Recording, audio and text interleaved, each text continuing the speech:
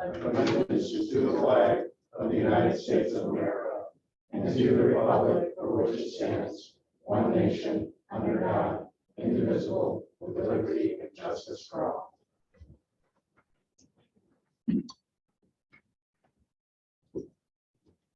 I'm going to take the roll. Yes, Brad Hemingway. Here. Daniel Buxa. Here.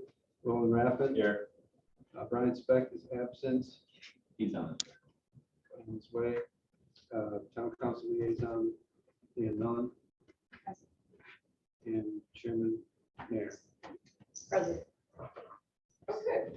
Our only agenda item today is BZA 22-010. Community Foundation of Northwest Indiana requesting approval of multiple variances in order to construct an immediate care medical building at 10-240 Cutman Avenue. Can you give us your Yes. operations on this? Will do. Okay, so as by way of background, Community Foundation of Northwest Indiana presented plans to subdivide and develop a portion of this 37-acre property, which I think is more than that now. But this particular lot, under its ownership between Calumet Avenue and Don Powers Drive. I'm going to be toggling through some different screens here, so just bear with me. Just to get yourself oriented, the property in question is located here. This is Treadway Drive.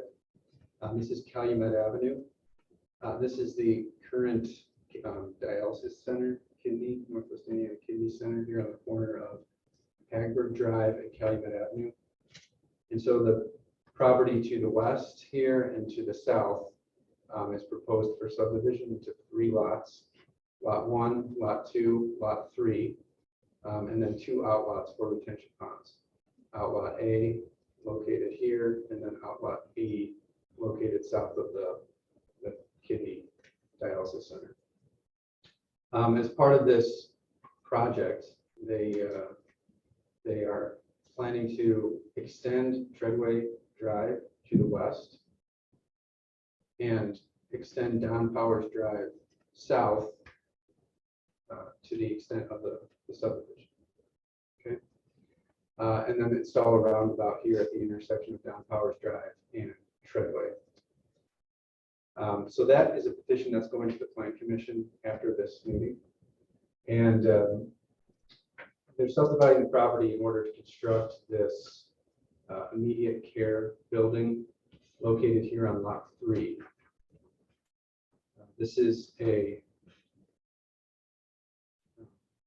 31,845 square foot medical building with a parking lot. So 2-story building with parking lot. And so in order to do that, they're seeking a number of variances from the zoning standards. And what I'm going to do is in the staff report, I've kind of outlined all of those variances. I'm just going to go through them, and then I'll be switching through to the visual aids, and hopefully you can just kind of go through this in an orderly manner. So the first variance that they're seeking, and maybe I'll just give you a little bit more sort of sense of what they're hoping to build. So that's the building that they're hoping to build there on Lot 3,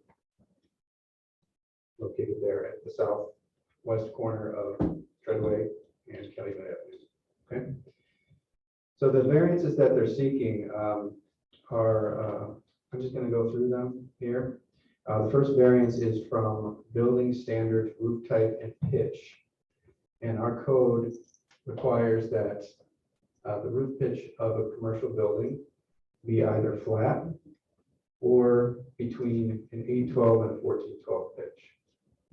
And they are proposing with this project to construct a building with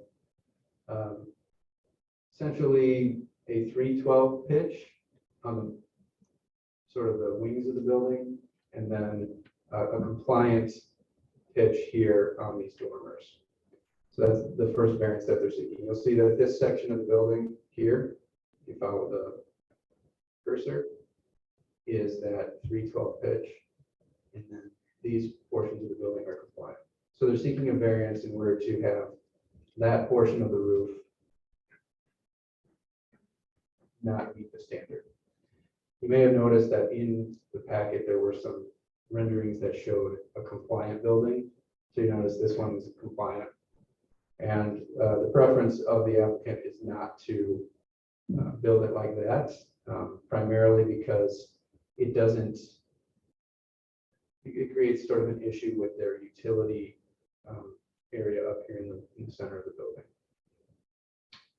The second variance that they're seeking is from a landscaping requirement, which requires a minimum of 30% of what's called the first lot layer, which is in layman's terms, it's the front yard. 30% of that has to be landscaped. And then 25% of that landscaped area has to be covered with ground cover or evergreen shrubs and trees.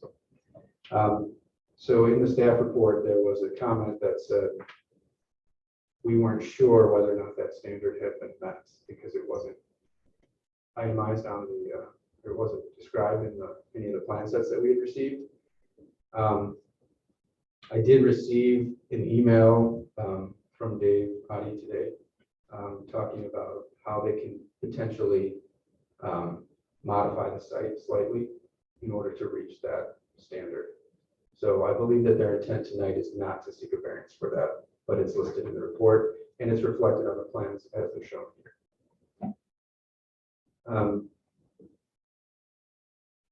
Third variance is related to landscaping as well. Essentially what it is all parking lots, our standard is that all parking lots must be screened from adjacent property and civic space. The previous version of the plans that we had seen, which was the first landscape plan that was posted on the agenda packet, included screening of this parking lot on the east side, but the screening was located on an adjacent lot. It was located on the retention pond lot, and so therefore it was not determined to be compliant. This version of the landscaping plan that was updated, I think earlier this week, actually shows that screening in place. And they've also provided a detailed drawing of their dumpster enclosure. So they've met both of those standards for that variance. So that variance number 3 is no longer applicable, or no longer being sought, I should say. Fourth variance has to do with parking standards. And I'm going to just kind of go ahead and zoom in a little bit on this image here to show you all what this is going to look like.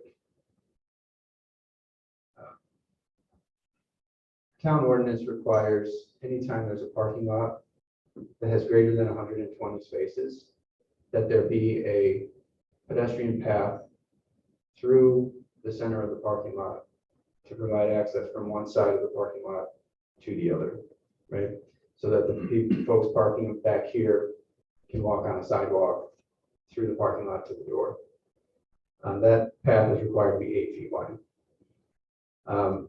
They are providing a path through this kind of east-west oriented parking bay, but not for the entire length of the parking lot. So that's a variance that they're seeking from that requirement. The fifth variance has to do with bicycle parking. You'll notice that there is a bike rack here called out at the front of the building. It appears to me that this rack will accommodate 5 bicycles.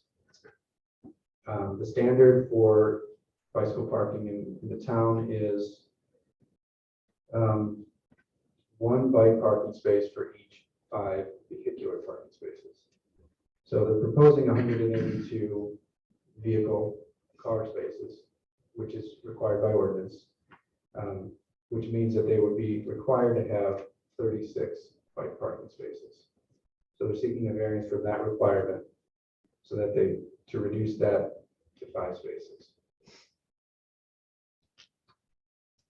Going back to the landscaping plan,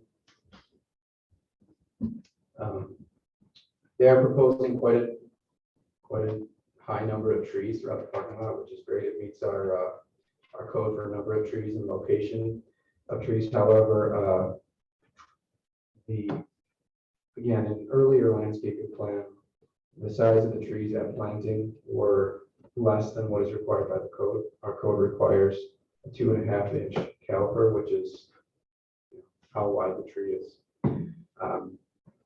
Essentially, we require a more mature tree, taller tree at the time of planting, and they had been proposing 1.5 caliper, 2-inch caliper.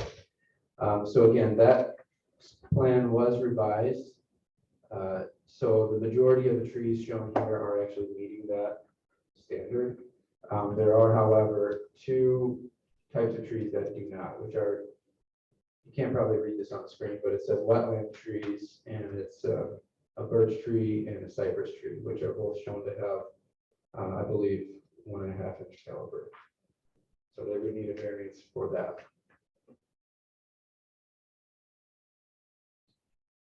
The 7th variance is from the requirement that off-street loading spaces be provided for commercial building. And we had discussed this with them at one point. Their plans did show a loading space here, and that was removed because they decided that it'd be better. It was sort of unnecessary for their business to have a loading space dedicated. And if they had installed it there, it would have had it screened from this adjacent property. And given the choice between installing a fence along the east side of the property and just removing the loading space, they chose to remove the loading space. But that would still require a variance from that requirement. The next 4 variances have to do with the lighting plan, which I believe is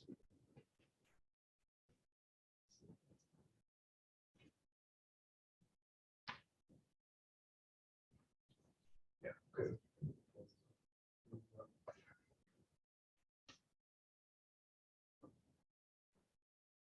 All right, so we do have a photometric plan, which is consistent and compliant with our standards as far as the overall illumination of the parking lot.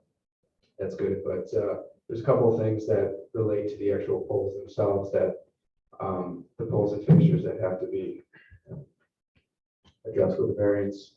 The first is that light poles are not permitted to be any higher than 20 feet. It may be the case that their plan specifies that, but it's not shown on the plan. So we just don't know whether or not the fixtures in the parking lot are 20 feet or higher. It's not stated on the plans. Secondly, it also says that standards shall be located at distances of 4 times their height. Again, we don't have that height shown on the plan, so we don't know if that's being met or not.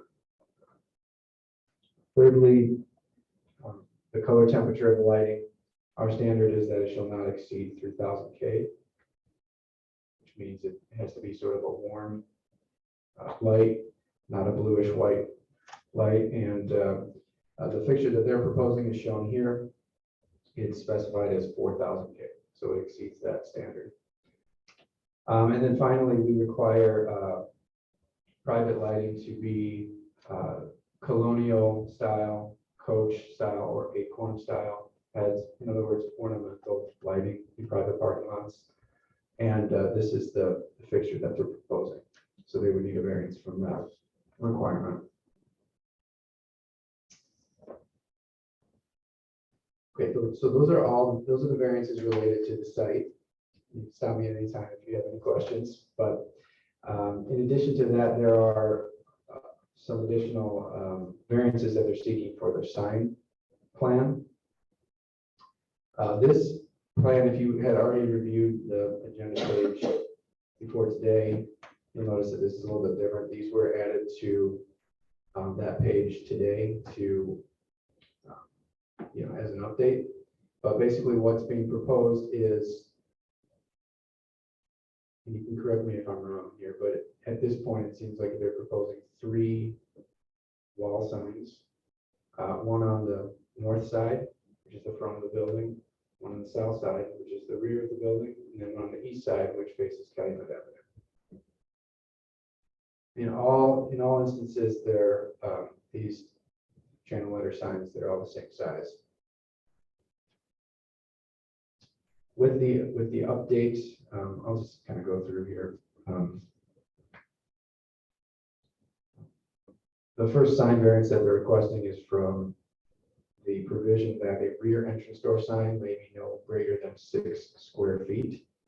So again, this is the south elevation, and the sign that they're proposing is approximately 48 square feet.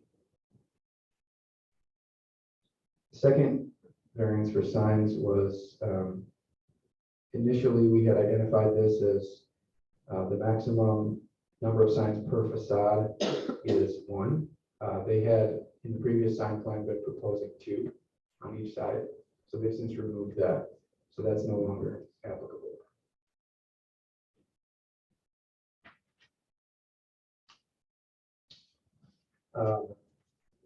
Thirdly, the material for the signs, we require that signs be channel letter, flat cutout acrylic, PVC, metal, wood, or like material, routed etched on wood or like material, or static neon.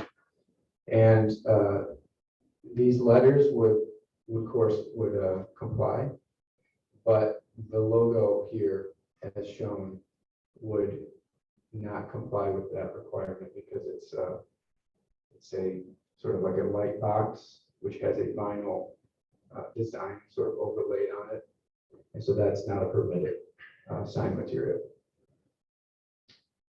The next one has to do with letter height.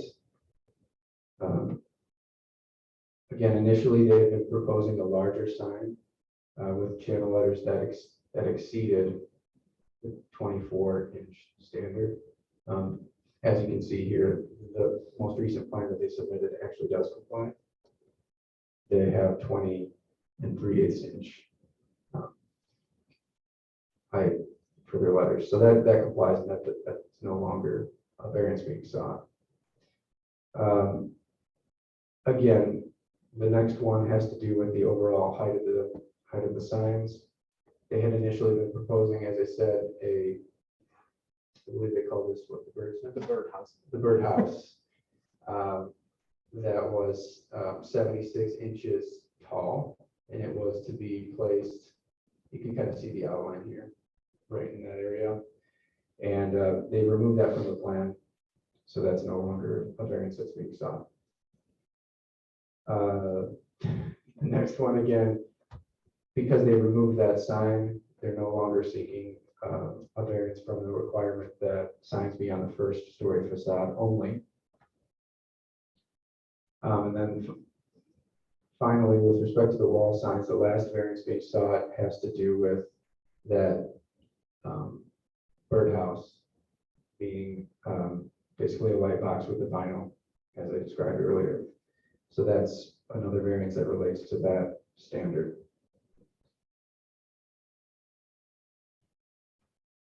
Let's see, there's just one more topic to cover here. Finally, the monument sign. They're seeking a variance from some of the requirements related to the fact that this is kind of a metal cabinet that's internally illuminated. So there are a few different provisions in our code that prohibit that. The first one is that essentially a monument sign may not be internally illuminated except if it has channel letters on it. So this cabinet as an internally illuminated cabinet is not permitted. Secondly, we have an express prohibition on these cabinet types of signs. So that's the second variance required. Thirdly, and this corresponds to number 20 in the report, the maximum area of a monument sign for the one face is 18 square feet, and they're proposing 29.38 square feet. The maximum letter height of on the monument sign is 12 inches, and that's letters and logos, and they're proposing a 15 5/8 inch birdhouse.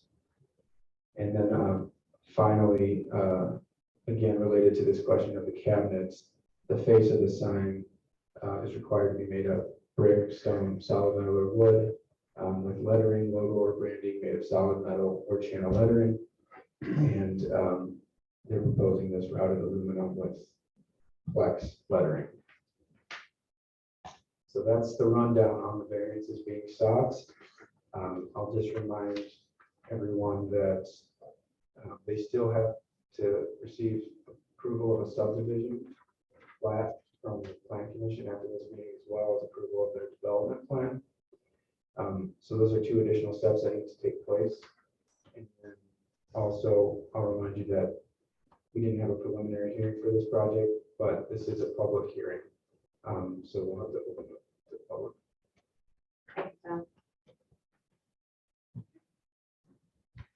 Would you like to start to say? I can go through each one of the, No. if you like. I'd be happy to, and why we did it.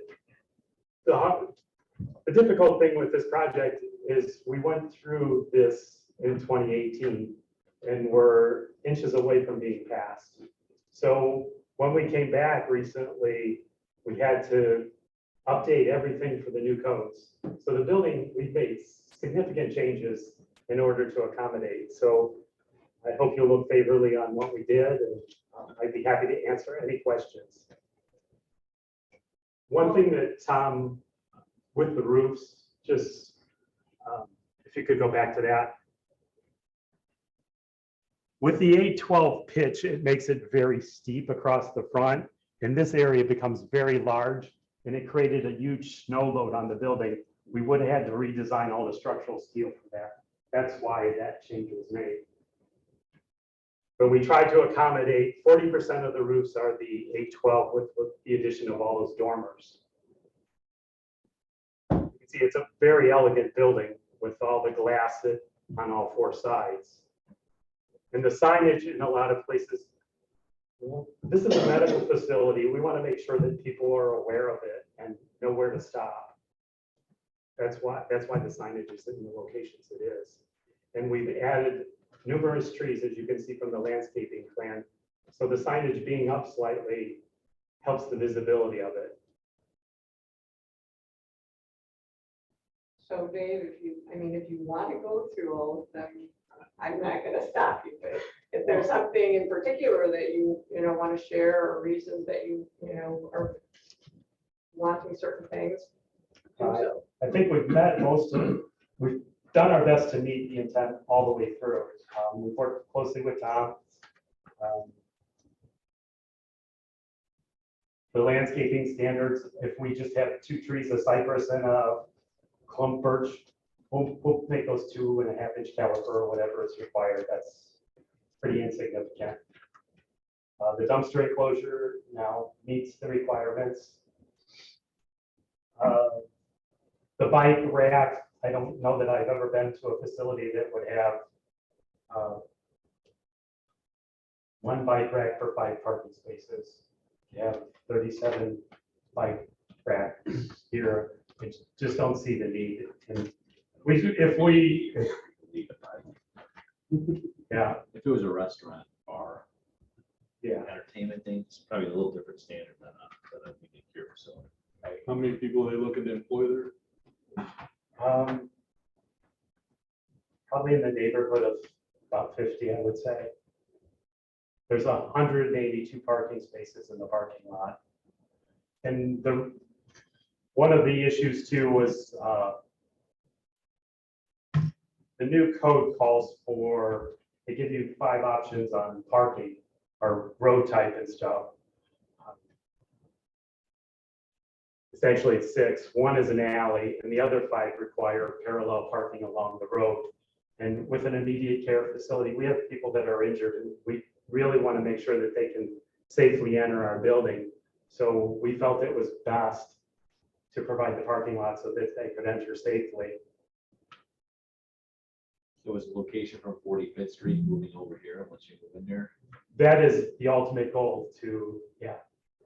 And it'll be, to me, it'll be a real highlight to Munster. That'll be one of the first buildings you come across. So, I'll send me a drive to St. John when my daughter. yes, you'll be very close. You could ride your bike there. Right. Good. I'll walk when it counts. Dave, I have a question about the loading. So there's no loading dock or space or anything like that. So any trucks that are making deliveries are going to be parking on the treadway? Most of our deliveries are very early in the morning. Most of our staff at that point starts at 5 in the morning. So we actually have the receiving end at the north end of the building. So they would just be parking there, unloading before normal business hours. And then all our materials are received at our warehouse, broken down there, and then only smaller deliveries are taken to those facilities. You won't, just when we receive the equipment to open up, those kind of things, then you'll see, the big flatbeds.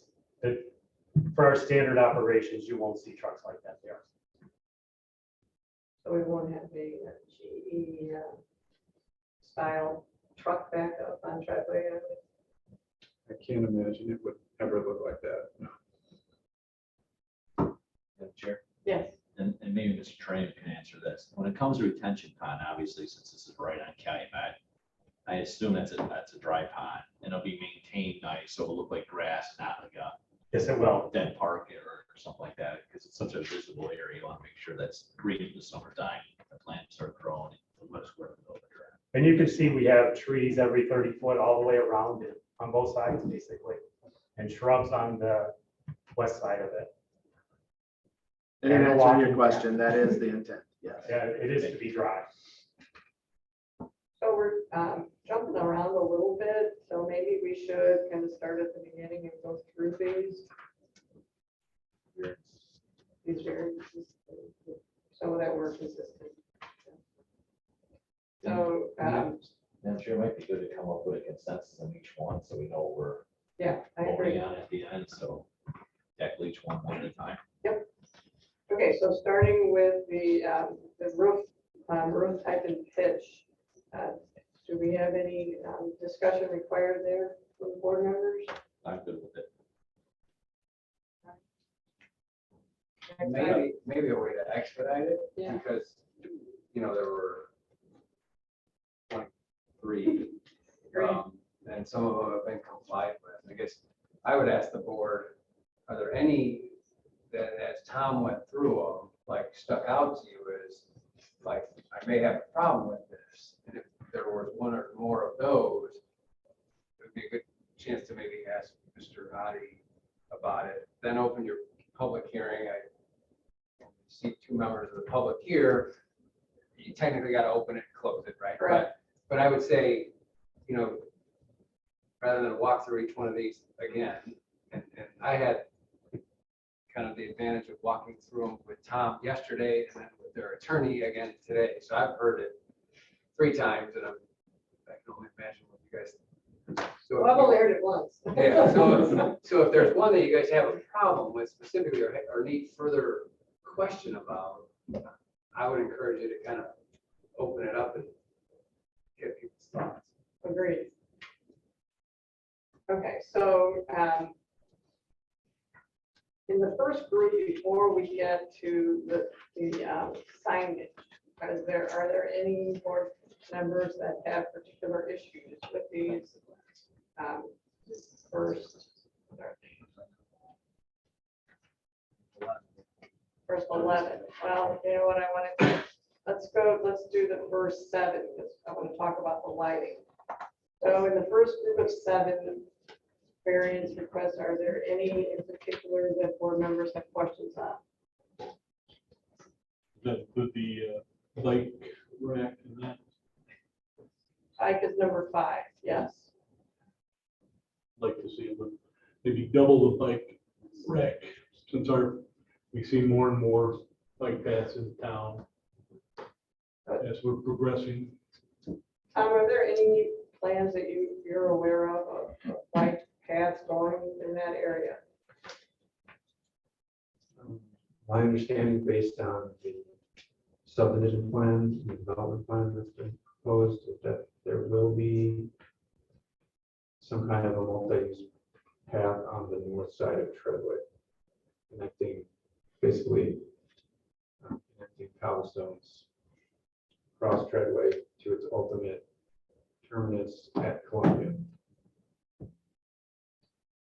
Okay. So, so based on that, I think we would probably want to see more than one bike rack there. Five might, is it five? Five might be a bit much. But I mean, I could see somebody, you know, who's on their bike, you know, and they fell or something along those lines, and, oh, well, here's an immediate care center. I was thinking more of the employees as they get. Or wanted to ride to work. Agreed. Did you have any concerns with adding additional bike racks? I guess if the need shows, we will. Does that make sense? So if we put it up and we only see one in there Right. on a daily basis, we'll stick with the one until the loading increases, if that's okay. If we see that there's four there, we'll add the second bike rack. Madam Chair, I would try to concur with that because you're in competition to keep employees. So I'm sure if you have a bunch of employees that want to ride their bike to work, you're going to make. We're them accommodating happy, so they that. don't jump ship on you, right? Yes. You know, I'm fine with that. I think we're in a time now where the landscape, and I'm not talking about trees, is going to be changing, especially with the train coming through this area, and people are, you know, younger people maybe riding bikes more than they traditionally have been. We've been more of a, you know, get everywhere in a car type of a population in Munster, but that could be changing. So I think that there should be two at least, but that's my opinion. I don't think it's a destination to ride your bike or at the immediate care center. I would say with the train station, yes, and I would think community would want to be watching out for employees if there's a need. You guys agree with Warren? Okay, so moving on. Dave, you said that number 6, you would increase the caliper of those two types of trees to meet the code. Yeah, correct? there was a cypress and a swamp birch. Yeah. Yes, Okay, so that one goes away, correct? correct. Okay, and under number 7, we talked about voting. Okay, so the light standards, what are the height of the light poles? We had Don working on the roadways and we had North Star working on the parking lot. So that's where some of the confusion came in. On the roadways, the intent was to use the 20-foot poles with the Coach 8-corner carriage light. In the parking lot, we did have the 33-foot high LEDs that he showed you. Our concern if you use the lower lights in the parking lot is you've got a lot of tree coverage. We want to make sure our employees and people that are coming in later in the evening it's illuminated well. We'll also have security cameras there that we're going to have to work around and dodge all those trees. So it's very important to us that that parking lot is well lit. Are you putting security cameras on the poles? We put them on the poles, we put them on the buildings. We try to watch everything that's going on. We have over 250 cameras at Community Hospital. We watch the parking lot 7/24. We have a guard that watches 3 screens that big in the security command center that's watching everything that's going on in all our facilities, or the ones related to community. So security is the utmost important for us. So the 33-foot tall light standard has the ability to have a 3000 K light fixture though? I'll have to verify that with North Star. We could probably, yeah, I would imagine it does. It does show that as an option on this. So but the head on those light standards doesn't comply either. Right, that's basically the issue, is the head and the height. you only want 20-foot high poles. So, They kind of get lost in the trees after a short time. so the Cobra head wouldn't, you wouldn't be able to do that in the Cobra head? It's the only, no, It's not permitted? Cobra head. It's on here. no. It's shown there, but not as a permitted type. On the, okay. Sorry, this chart shows CD4A and CD4B. Mhm. Only the bottom three. NP means not permitted, so Cobra head, off-road head are not permitted. Colonial, coach, and acorn are permitted. Oh, I see, okay, very good. Okay. Madam Chair, Yes, Tom, is this the same old kind of picture that we just approved in Target? Yeah, I would say it's very similar. We have it in most of our parking lots. That's how it became kind of standard. going down to signs. Under the wall signs. So we've got 11 through 17 are wall signs. So the maximum area allowed is 6 square feet, and we've got a 37, over 37 square foot immediate care sign. So if you were traveling northbound down Calumet Avenue, if we're only allowed to do for code, you're talking about a 6-foot sign smaller than a door. It doesn't provide enough signage for people that need to turn into immediate care. So that's why that sign's slightly bigger. As far as the birdhouse being over the 2 foot, I think it's 2 3/8. We'll knock it down to the 2 foot. And those letters and everything will be plexiglass, including the birdhouse. Okay, so you've got, there's 3 of those, right? They're identical? There's, yes, one on the north, one on the east, and one on the south face. But we only allow one. The one per facade. One per, Right, so the wall signs are only permitted on the street frontage. So they would be permitted that sign on the north side as shown. But not on the east side because they don't have frontage on the street. And not on the south side because it's the back of the building. And we do allow for when there's an additional entrance on the back of the building. For an additional sign, basically just to identify to the people who are already in the parking lot, this is where the door is, and that's a 6-foot sign. That's what's permitted. It's not intended to be as like an advertising sign visible from a street. Your code is 1 sign per facade, correct? Isn't that 1 sign per face? Yes, per facade as defined as the facade being the street facing elevation. And is it 1.5 feet? 1.5 square feet per frontage? Per linear foot, Foot. yeah. So 126, the building's 126 foot long.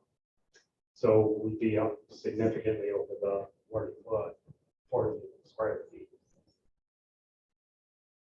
Yeah, I mean, I in terms of the overall area of the sign on the north elevation, yeah, it's well below what it could be as far as the overall area.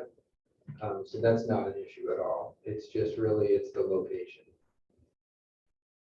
And the difficulty is, like I said, if you're traveling northbound on Calumet Avenue, you won't even see what type of building it is till you've already passed it. Madam Chair, yes. I can see perhaps, the need for on the north and south side, especially if they're gonna be larger than they're requesting, but if they're gonna be larger like that, I don't think we need one on the east side then. Yeah, I mean, you'd have to be like right next to the building, driving down to see it. Okay, so Going on to materials. Line, this is 13. What's permitted is channel letters. And what we have are 3 community logo signs internally illuminated, flex face on translucent vinyl graphics.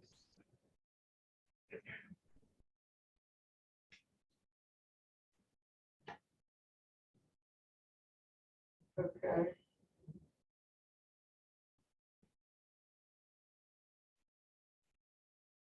So what would be required in this instance is something that traced the outline of whatever the element of the sign was. So for example, if, imagine like a McDonald's sign, you could have a light box with a red face with a golden arch drawn on that, and the entire thing is shiny, right?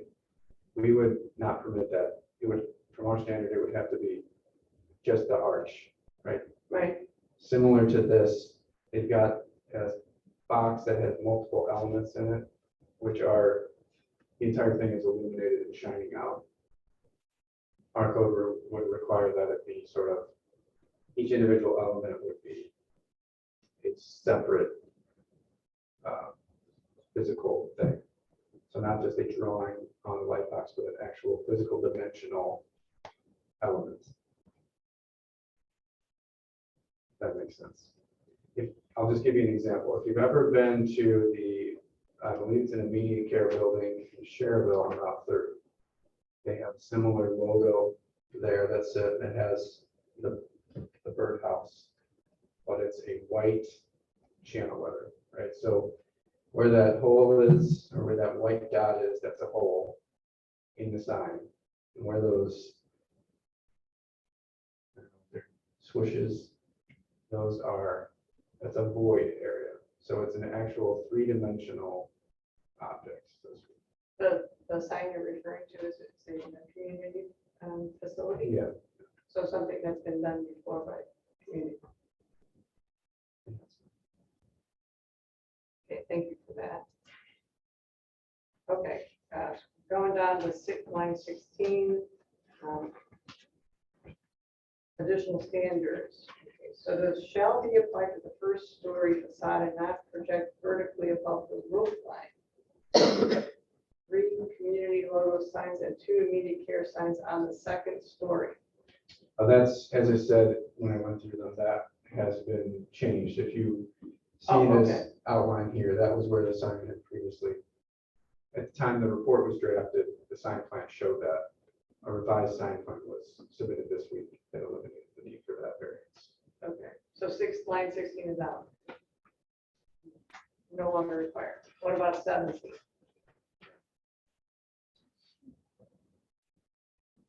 No, so that's still required. That's basically the same situation. It's the same requirement applies to this birdhouse sign, Okay, where they're basically designing it with a vinyl overlay.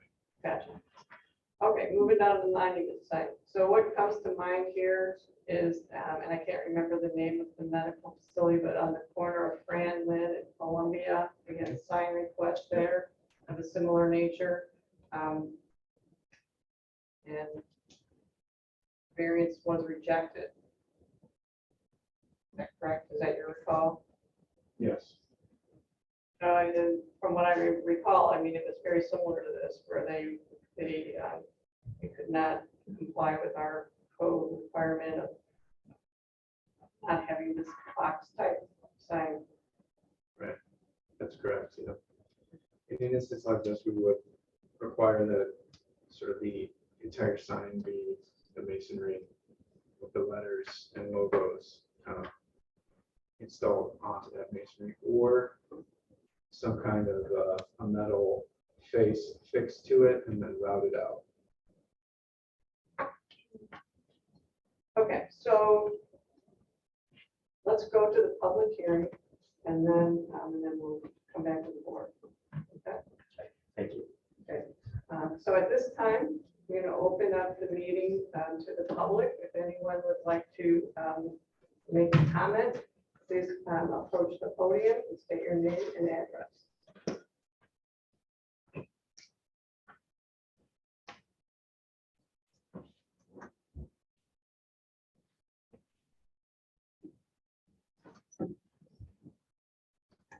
Do we have anyone on Zoom? Is there anyone on Zoom who would like to speak? We only have one participant. Yes, Mr. Prisco. I think that is me. No? No one on Zoom.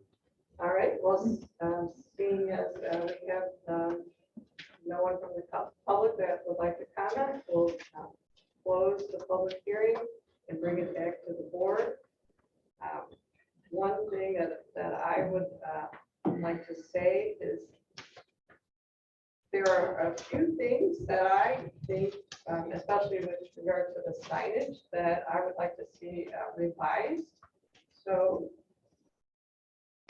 or consider a partial approval of some of these variance requests.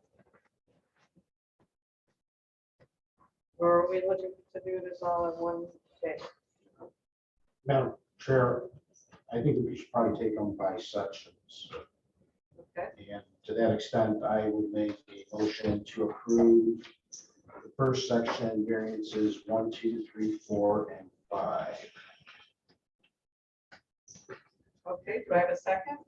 Second, Hemingway. You take the roll.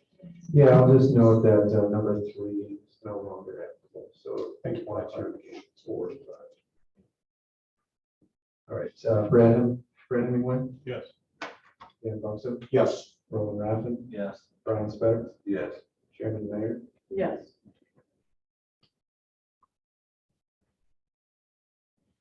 Anyone want to take the next section? Seeing that number 6 was, has been removed, we're starting at number 7.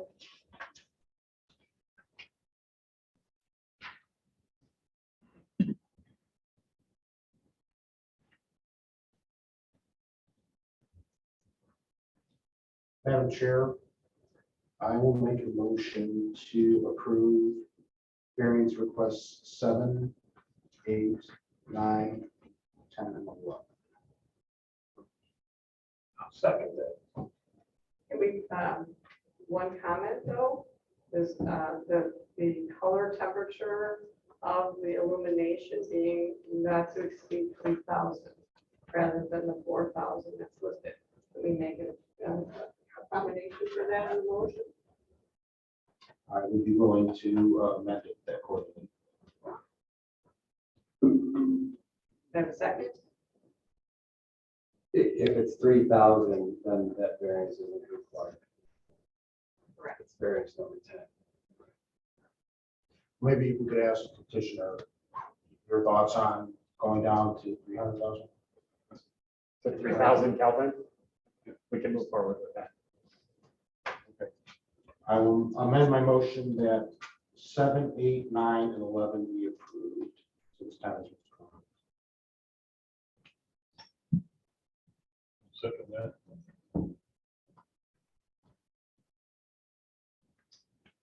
Okay, Brad Hemingway, Yes. Dan Buxton, Yes. Roland Raffin, Yes. Brian Speck, Yes. Chairman Mayor. Yes. Okay, in the wall sign section. And again, I feel like the petitioner needs to go back to the drawing board on some of these items. Do I have any discussion here from board members? Yeah, I would certainly agree with that, Madam Chair. As of right now, given the way it is presented, I would be inclined to move to disapprove at least 18 through 22. I'm not making that motion. So I'll put it on there. So, Dave, a couple things. So you're asking for the wall signs on the north, east, and south, Elevations. correct? The east, I understand. So you would revise your, I guess, would it be possible to approve basically the building as the package that is presented? And then we come back for the signage to the BZA? Well, it'll be, I'd like to keep this moving forward as quickly as we could, but yeah, keep that as a separate package because signage is the last thing we install on the building. So I hate to see the whole 32,000 square foot building being held up for some signs. I mean, So yes, I would definitely bring it back to you. okay, so I mean, I think we've taken up as many as that we can today. Madam Chair, my opinion is concurrent with the petitioner that we can move forward on the building. I mean, it'll be in front of Plan Commission next meeting, but I don't see why that would hold up the permit or start construction signage. Right. So, but I mean, what we've accomplished today is enough for you to move forward as far as the BZA goes. You can come back with a signage, correct? Sure, I think Dave Washington has a comment. About the procedural. Yeah, so basically what I'm hearing is, you know, you've taken the action on the first 11, the ones that are still standing after compliance with some of them. So, and you would be continuing the request on the signage, which would be items 11B through 22. So they could certainly start the building, assuming they got approval at the plan, from the Plan Commission at your next meeting, but you couldn't install the signs until you came back and we talked about that. That would be very acceptable. So Madam Chair, I'll make a motion to continue the variance request under signs 11 through 22 until our next meeting. Madam Chair, I'll second. Here's just a question. We won't have to open that up to the public hearing, and we can just continue it. The public hearing's been open and closed regarding the signage, basically. Yeah, I mean, at the discretion of the BZA. I would tell you, if their sign plan changes significantly, you probably want to open it up, right? Like, but if it's substantially the same, and you're gonna say, what's substantial? Well, I guess you'll know it when you see it. I'm just saving notice for a petitioner if it's. No, they don't, because anyone who was here tonight wanting to talk about signs was put on notice. So by your announcement that it's being to the next meeting, that's their notice. I'll make that second. Well, I mean, at a minimum, there's going to be less signage than what's on being presented today, right? That's the goal. That's up to the petitioner. Well, I mean, that's the goal. I mean, that sounds like that's where they're heading, but yeah. Okay. Yes. Okay, Brad Hemingway, Yes. Dan Buxton. Yes. Roland Rathman. Yes. Brian Speck, Yes. Sharon Mayer. Yes. I think that covers everything. I think that we went through everything, and we'll see you back when you're ready with your signage amended. Thank you very much for your time. Thank you. Greatly appreciate it. Good luck on your next steps. Okay, so Motion to adjourn. okay, all in favor? Aye. I'll second it and I'll aye it.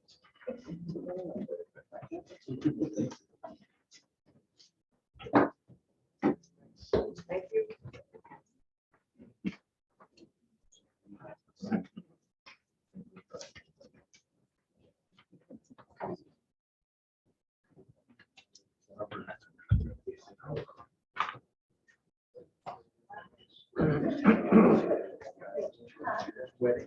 They're married.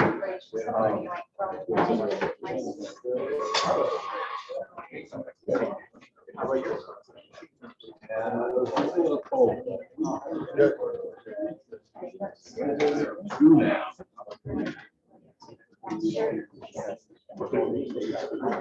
I'm gonna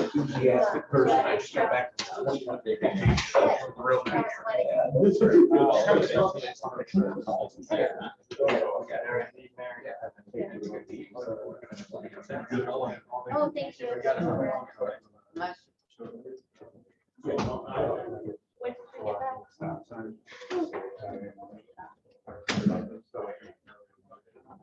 When did you get back?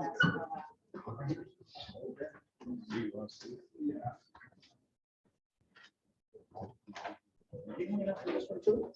Huh? Are you hanging out for this one? Yeah. Good man.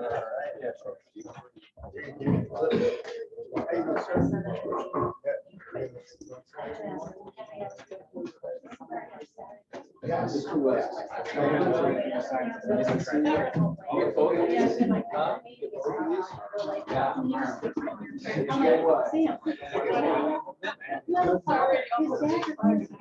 Mike's home. Yeah, they're both home. And then They're doing a lot of good counseling. Yeah. That was my old life. No, now we do, confidential stuff.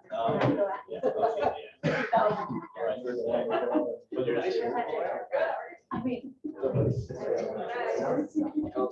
I mean, it's cute. It's young. Hey, Chris, how are you? Hello, how are you?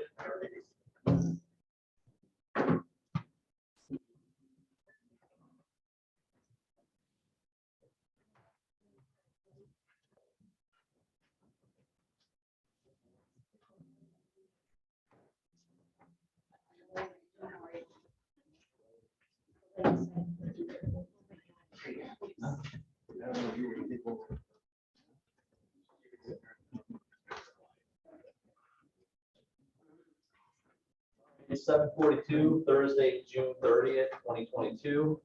I'll call the planning commission meeting, special business meeting to order. Tom, I'll have you call the roll, please. I'll start for pledge allegiance. I pledge allegiance to the flag of the United States of America, And to the republic for which it stands, one nation, under God, indivisible, with liberty and justice for all. Next item on the agenda is a roll call. Tom, would you please call roll? Yes, Counselor Mellon, Present. Counselor Kulturitis. Present. Counselor Tulowitzki. Present. Rachel Branigan. Present. Bill Baker. Here. Brian Speck. Present. Roland Rappen. Here. The next item on the agenda is the public hearings. We'll start tonight with PC 22005, Community Foundation of Northwest Indiana requesting approval of a preliminary plat for a 3-lot commercial subdivision, which is located at 10240 Calumet Avenue. I'm going to turn the meeting over to you to give a presentation regarding this 3-lot subdivision. Okay, thank you. This is, as you stated, it's a request for approval of a preliminary plat for a 3-lot subdivision. Approximate location is 10240 Calumet Avenue. This was submitted along with an application for variances, a development plan for lot 3, and sort of an overall master plan for the property owned by Community Foundation of Northwest Indiana, CFNI, between Calumet Avenue and Don Powers Drive. On the screen here is, I'm not going to zoom in, but on the screen here is sort of a conceptual master plan that was presented for the property that is owned by CFNI. You'll notice the lot 1, 2, and 3 here. That's the subdivision in question. So that's the subject of this petition. What they're proposing to do is subdivide a portion, shown in green here, into these 3 lots. 3 lots for development and 2 outlots for detention or stormwater detention areas. The lots 1 and 2 are not proposed for any type of development at this point. Lot 3 is proposed for a 31,000 square foot immediate care building. And that's the subject of the development plan application, which will follow this subdivision. And then, as I said, lots, outlot A and outlot B are shown here. Those are stormwater ponds, dry ponds, I should say. I'll note that this project was reviewed by the Town of Munster Site Plan Review Committee meeting. Preliminary hearing was also held by the Plan Commission to discuss this application on May 10th. Since then, there have been a number of meetings between the staff, the town attorney, Dave Westland, as well as the representatives of CFNI who are here today. And so they submitted their application for this along with a request for 5 waivers from the subdivision ordinance. Those are listed in the staff report, and I'll just kind of talk about each one briefly as I kind of go through the aspects of the subdivision. A little bit of background on this project. Some of you may recall that it was actually submitted to the Plan Commission and approved in early 2018. At the time, it was a little bit different. It was being proposed in accordance with the stamp codes and standards that were in place in 2018. CFNI never actually built the project.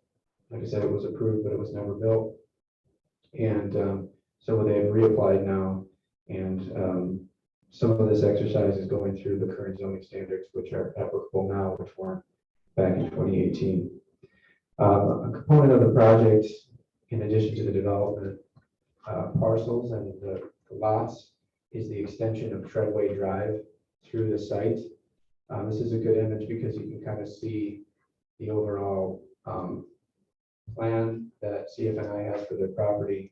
This is Treadway Drive located here, going into the cobblestone subdivision. The plan is to extend it to the west and then intersect with the extension of Don Powers Drive to the south and install this roundabout at the intersection. I'll also note that, and this is included in the packet, there was a traffic study that was prepared back in 2018, which had a recommendation that a traffic signal be installed at the intersection of Treadway Drive and Calumet Avenue. And that study determined that the signal wasn't needed at the time of the construction of the building or at the time of this subdivision, but at the point where 35% of the entire land area here was built out, construction of 125,000 square feet of office space, or traffic counts totaling 100 vehicles per hour turning left from Treadway north onto Calumet Avenue. At that point, the signal would be required. So as I say this to say that was an agreement that was developed and sort of negotiated back in 2018. It was never signed, obviously, because the project was never completed. So that traffic is still in, or that agreement is still in draft form, but it is there for the Planning Commission's use.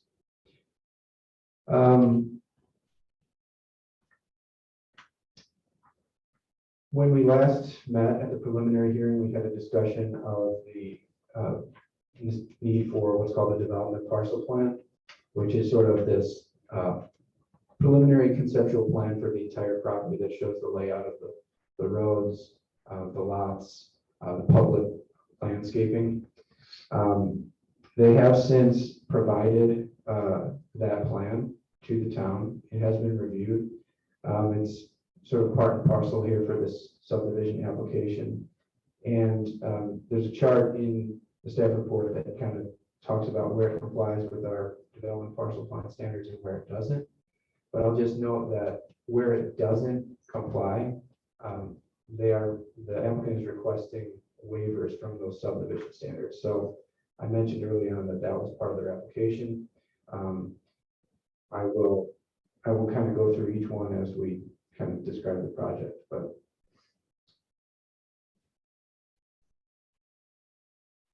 this is kind of the overall site plan for the subdivision itself. You'll notice that there are 3 lots. As I said, lot 1 is this L-shaped lot at the corner of Don Powers Drive and Treadway. It kind of wraps around this existing kidney dialysis center, which has a building on it already. Lot 2 is here at the kind of corner, the south corner of Treadway and Don Powers, southeast corner. It's not slated for development at any point, or I shouldn't say at any point, at this time. It's essentially vacant. However, there is a ingress egress easement along the south edge of it, providing an additional access point to lot 3, which is the lot that's been proposed for development with the immediate care building. And then finally, lot 3, as I said, is the subject of a development plan application. And then outlot A is located here to the east of lot 3. That's a detention pond. And then there's a small additional lot, outlot B, which will also be developed as a pond. And when I say pond, I mean dry pond because it's not intended to be wet. The lots, they're requesting 1 waiver from our subdivision ordinance for the lots themselves. We have a requirement in the subdivision ordinance that says that the depth to width ratio of the usable area of a lot shall be a maximum of 3.5 to 1.0, except no lot shall be more than 300 feet deep. So in this instance, both lot 2 and lot 3 exceed that 300-foot depth standard. They're both 509.67 feet depth. So that's the first waiver that is being requested from the here. With respect to the thoroughfares, we kind of talked a little bit about this already, but there's an extension of Treadway Drive here, a roundabout being proposed, as well as extension of Don Powers Drive to the south.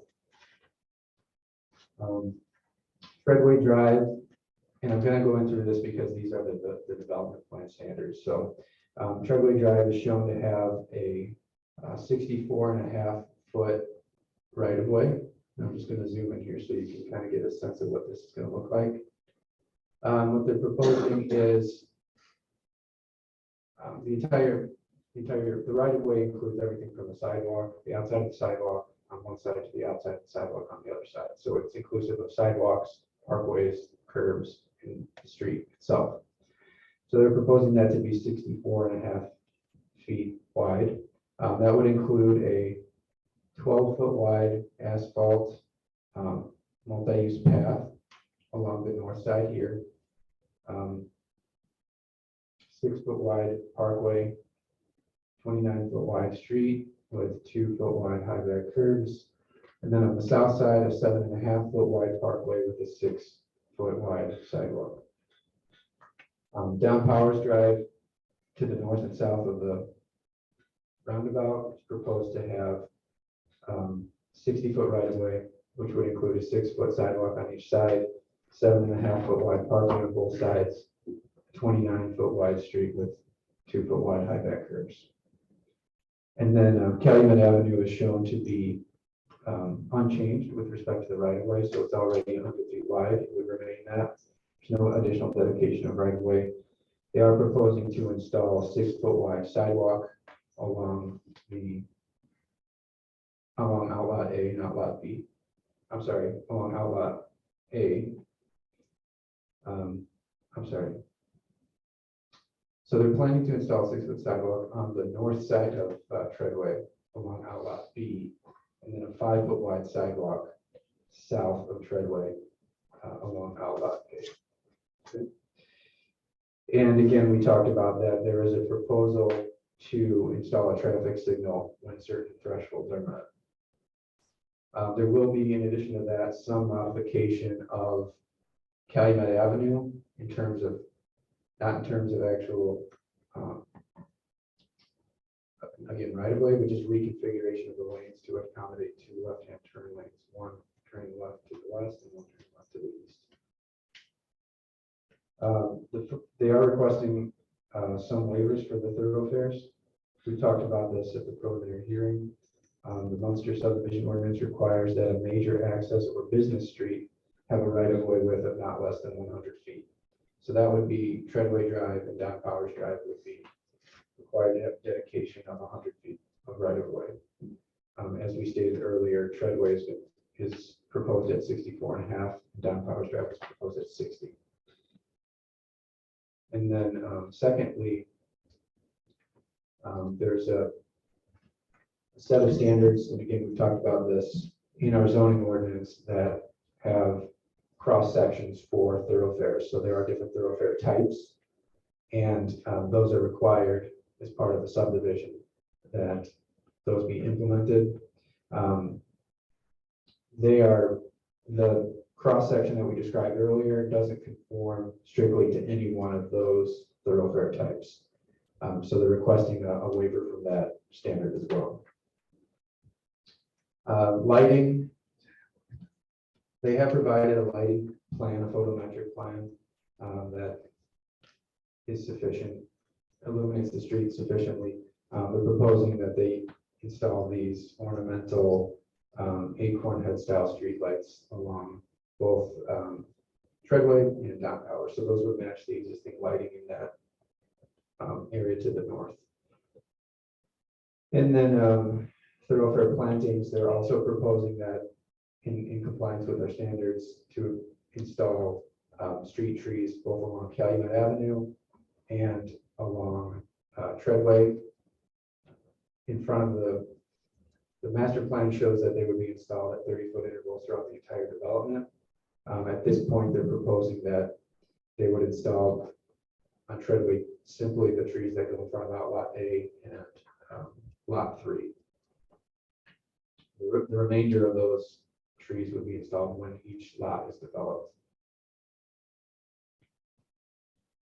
which is typical. With respect to the traffic signal, again, I don't want to belabor this point, but there was a traffic study completed. The study was included in the packet, and essentially what it does is it calls for a certain number of recommendations to be completed at the outset when this project is developed. And those are installing opposing left-hand turn lanes on Calumet Avenue and Treadway Drive. And that improvement is shown. They also say that a traffic signal should be installed when those thresholds are met. And then the third recommendation, which was an immediate recommendation, was that the speed limit on Calumet Avenue would be reduced to 35 miles per hour from 45 miles per hour. That was actually done in 2018 when we anticipated this project to be completed. With respect to the overall layout of the subdivision, we have a standard that block sizes must be no greater than 2,400 feet. It's the perimeter. And they're proposing one new block. And I'll zoom back out here.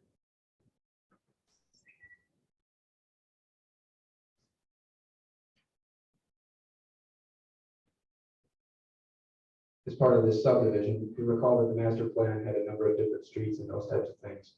What they're proposing tonight is simply the creation of this complete block, which does meet our standard. It has a block perimeter of 2,088 feet.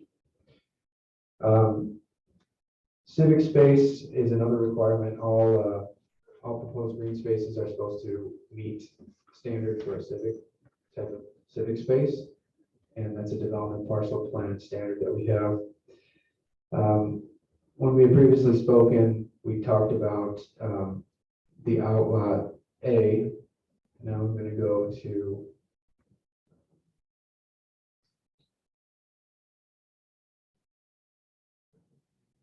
going to pull up the landscaping plan from the development.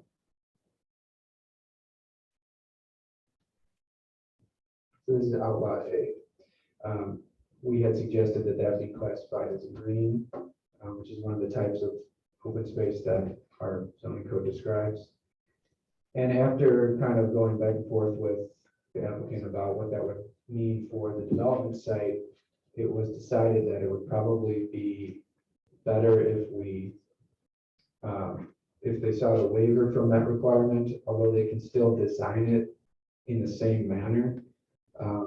If, unless they receive a waiver from that requirement to designate it that, there are certain implications for the building which would have dramatically altered their site plan with respect to the location of the building and the parking. So we figured that it would be probably easier and better to simply request a waiver from that designation.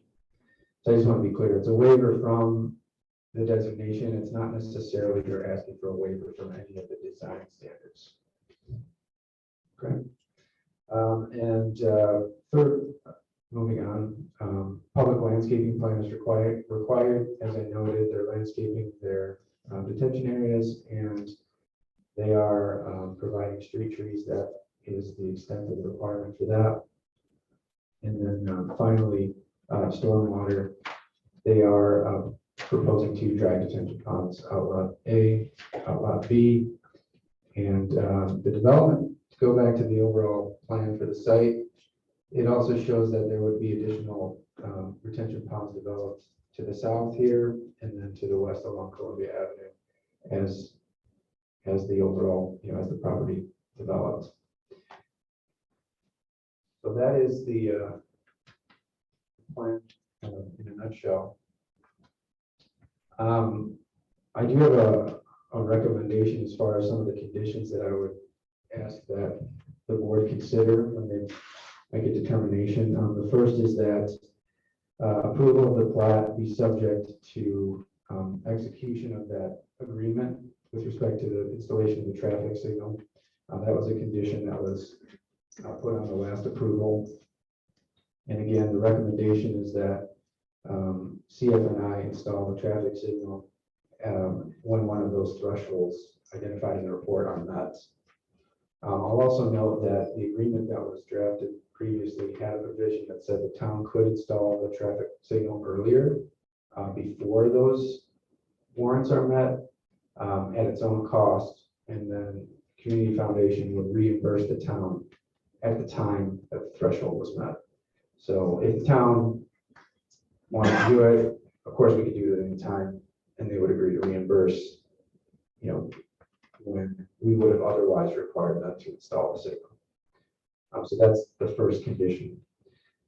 Second condition that I'm recommending is that as a condition of receiving the waiver from the right-of-way width, that Treadway Drive and Don Powers Drive south of the roundabout conform to one of the thoroughfare types of the Munster zoning ordinance. You'll recall that we talked a little bit about the rationale for waiving that requirement, and I know that CF&I didn't want to have one street that was one cross section and then turn into another cross section in the middle of the block. And so my recommendation would be that only Treadway Drive and Don Powers Drive south of the roundabout meet those standards. Thirdly, I'll note that thoroughfare trees are not shown to be planted in Calumet Avenue Parkway east of Outlot B, which is the pond north of Treadway Drive. I don't think that was done on purpose. I think it was probably just an oversight on their part, and so I would recommend that that be included as a condition. Fourthly, I would recommend that some additional landscaping be installed within outlots A and B. As it's shown on the plans, there are essentially street trees and then a row of trees along the west side of outlot A. Nothing is shown on outlot B. So I would recommend that some additional landscaping be installed in both of those. Fifth, again, I'm not sure the rationale behind this, but as I mentioned, there's a 6-foot sidewalk shown north of Treadway Drive along Calumet Avenue and a 5-foot sidewalk shown south. I would suggest that a 6-foot sidewalk be installed south of Calumet Avenue as well. And then at the time this report was put together, we had conducted the final engineering review. That's since been done, and I don't think there's any issues outstanding with respect to the engineering. So we can eliminate that sixth condition.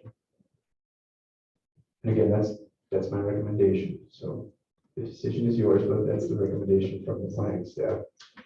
And then I'll just highlight the requested waivers that we went over, which should be included in the motion to approve, if that's the desire.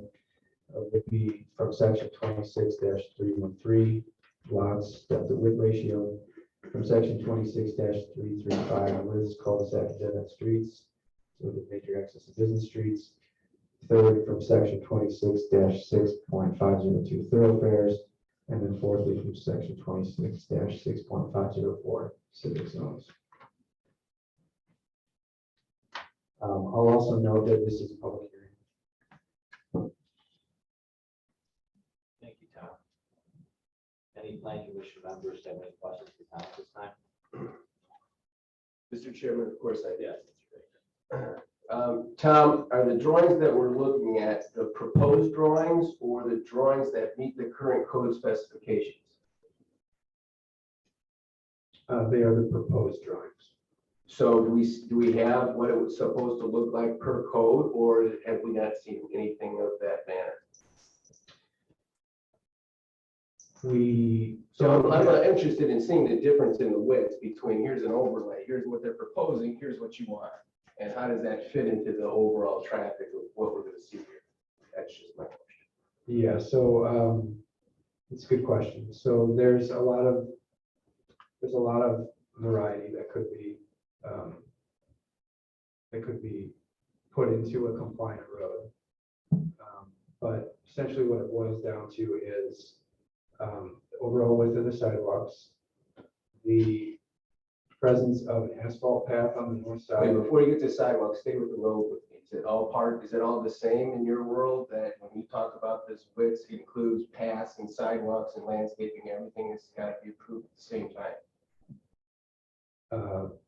Yes, yeah, because that's the overall thoroughfare. So that would include the street width, the parkway, and then the sidewalk, and any multi-use path. Thank you. So the difference would be, in this instance, the pavement area would be 2 10-foot lanes and a 6-foot parking lane, 2-foot curbs. Would be a minor difference in the overall width of the street. And then a difference between a path, an asphalt path on the north side and a sidewalk on the north side. So a requirement would be that there be an actual concrete sidewalk on the north side. A pathway could be installed, but that would be in addition to the concrete sidewalk. And we did have a long discussion about the asphalt path. I think there were some good points raised about why an asphalt path is desirable, especially for cyclists and runners. But we do have a requirement that a sidewalk be installed. A sidewalk is concrete. So that's probably the most significant difference between one of our thoroughfare standards and what they're proposing. Thank you. And what they're proposing now, is that consistent with what's already in place to the north? I mean, how does I can't have trouble with visualizing how it's already built. Are we making it wider? How does that transition work? Yeah, so what they built to the north here, this would remain consistent. That's existing, right?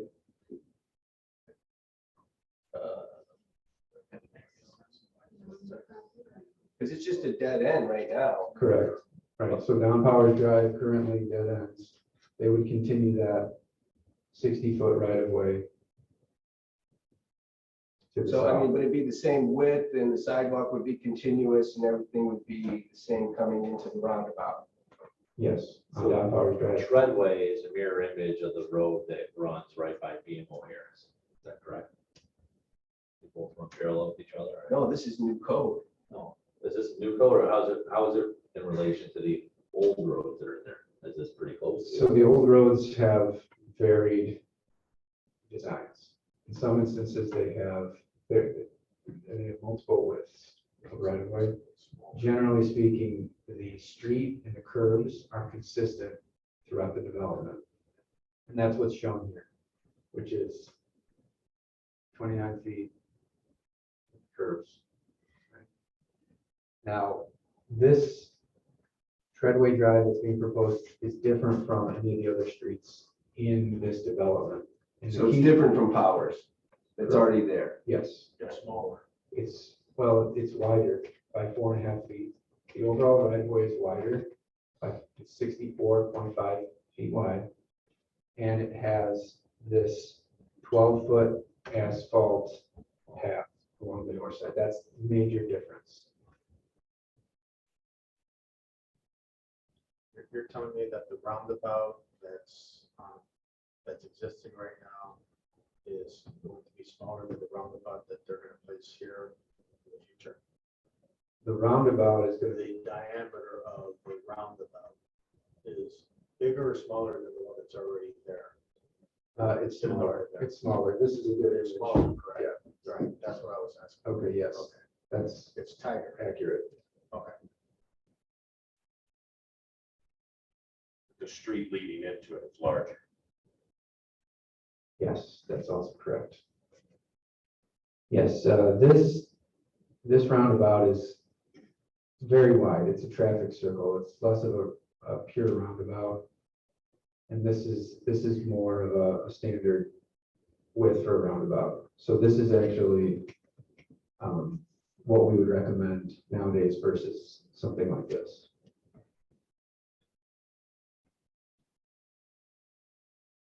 Any other questions for Tom? No, Council. A fairly basic question, I think, Tom, but the lot depth or the lot depth of 509.6, what's the implication of that for 300? I mean, in this instance, probably nothing. It's intended to have, blocks that are not huge, right? I mean, smaller blocks are more walkable, right? Because you have more intersections and more opportunities to get to where you're going. And then they're also, generally speaking, good for traffic flow because they allow for multiple alternatives to your major thoroughfares. The only implication in this situation is that they are bound in the future by the 2,400-foot block perimeter.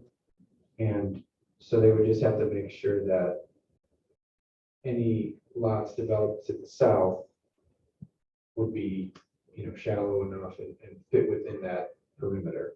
And this could be, if this were a shallower lot, it would make it easier to comply with that, but it doesn't necessarily preclude them complying with that in the future. I'm trying to understand, we have the waivers and then the proposed conditions. And it seems like waiver number 3 maybe in conflict with condition number 2. Can you explain how those work together if I have those numbers right? Yeah, waiver number 3 is essentially, I'm suggesting and I'm recommending that waiver number 3 be applied only to Don Powers Drive north of the roundabout. Okay, so that little piece that still needs to be built ought to be built, just an extension of that road. So that waiver would apply there, but not to the other roads that are being constructed. That's my recommendation. That's how I read the report. Thank you. Any other questions from the commission? That being said, is there someone here to speak on behalf of the petitioner? Just state your name and address for public record, please. Big body, work for Community Foundation of Northwest Indiana. My address is 15014 153rd Cedar Lane. Thank you.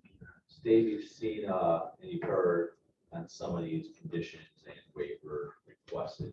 What's the position of regarding what was just discussed between these conditions and waivers. I don't, know, do we want to address them one at a time again? Might be easier for the fact that, you know, kind of talk about one at a time. We'd start with number one, between the conditions of the execution of the agreement between the town and Munster Community Foundation regarding The traffic light. traffic lights. So there was 3 conditions for the traffic light.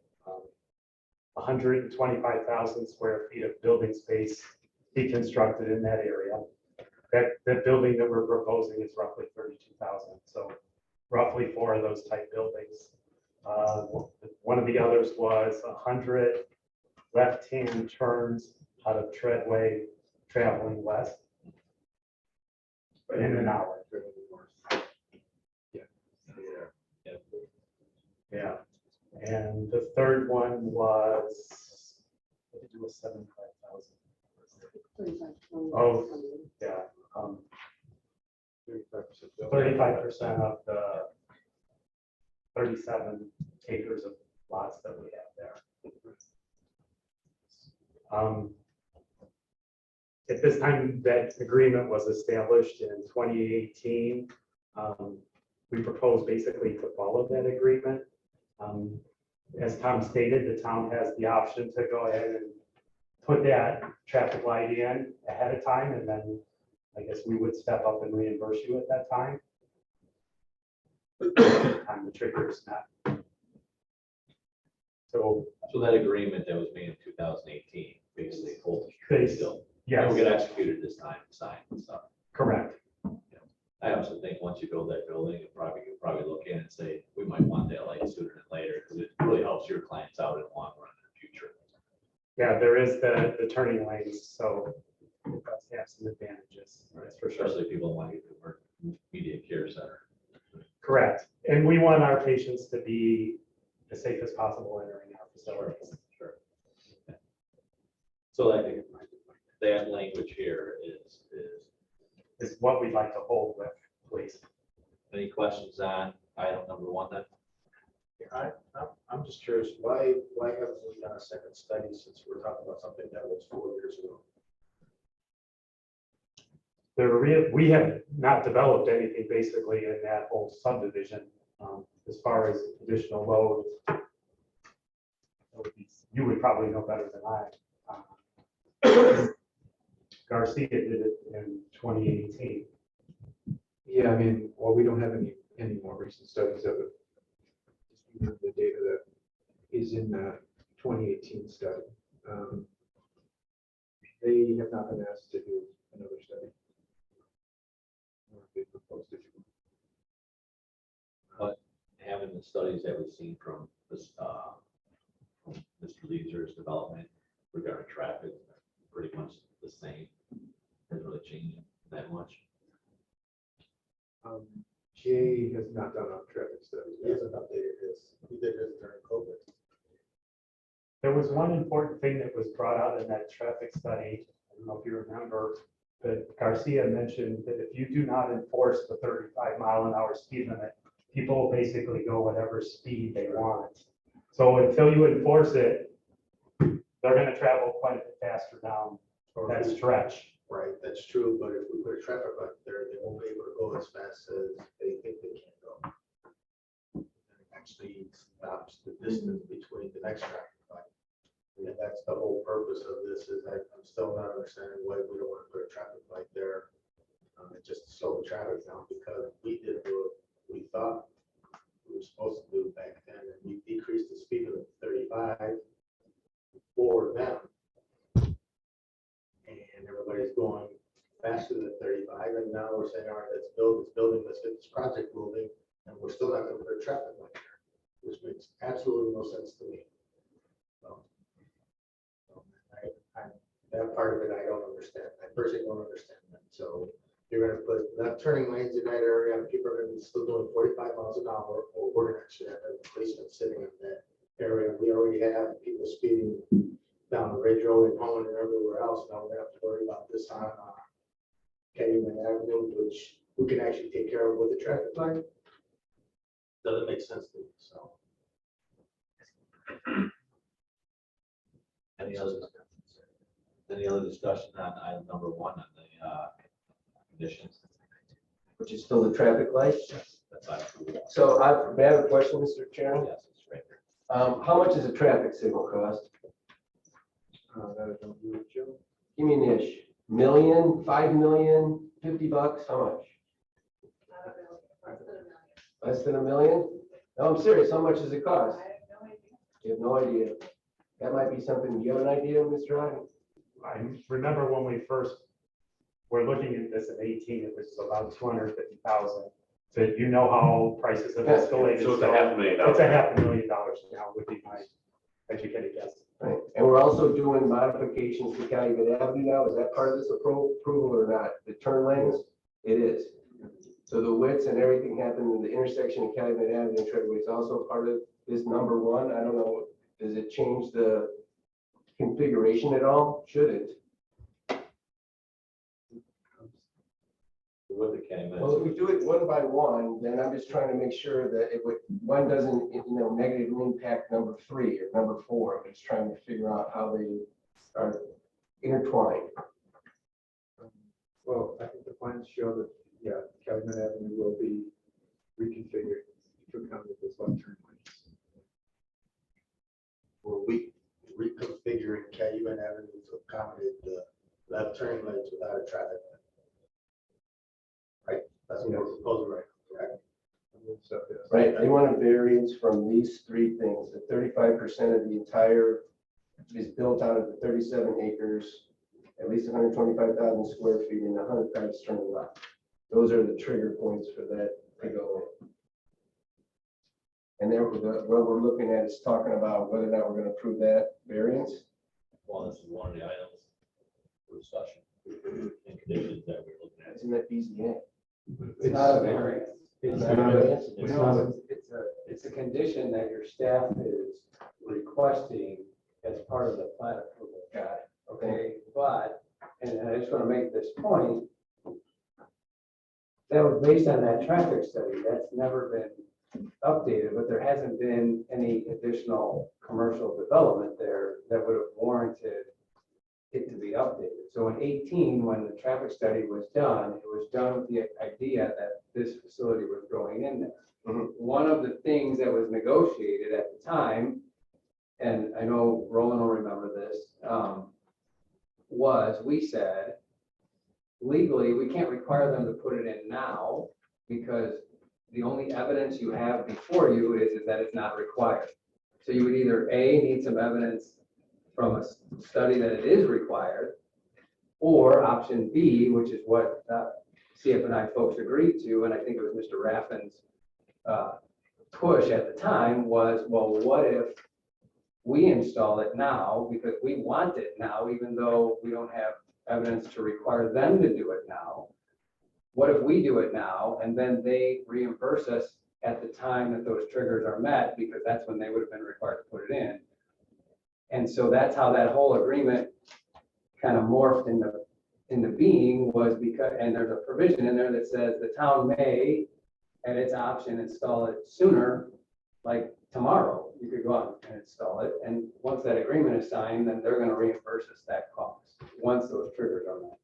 So I think with regard to the light, There's a mechanism to get the light installed earlier. if you want it, and also in the updated version, it was at the insistence of the CF&I folks. They wanted that agreement modified to say that they don't have to wait necessarily for those triggers, that if they get into the facility and they open up and they realize, hey, either our patients or our employees need this, that they may just go ahead and say, we're going to do it ahead of time as well. So both parties have the ability to do it, but we can't turn around and say to them, hey, pay for it, until there's a legal basis for saying pay for it. And is there an agreed upon way to measure the 100 left turns, or? You'd have to get somebody out there counting, right? Like, and they have people that do that. I think probably the easier trigger is going to be their square footage. One of the other 2 triggers is probably going to be I gotta tell you, if there's 100 left turns an hour, we're all gonna know it, because turning left. Friends.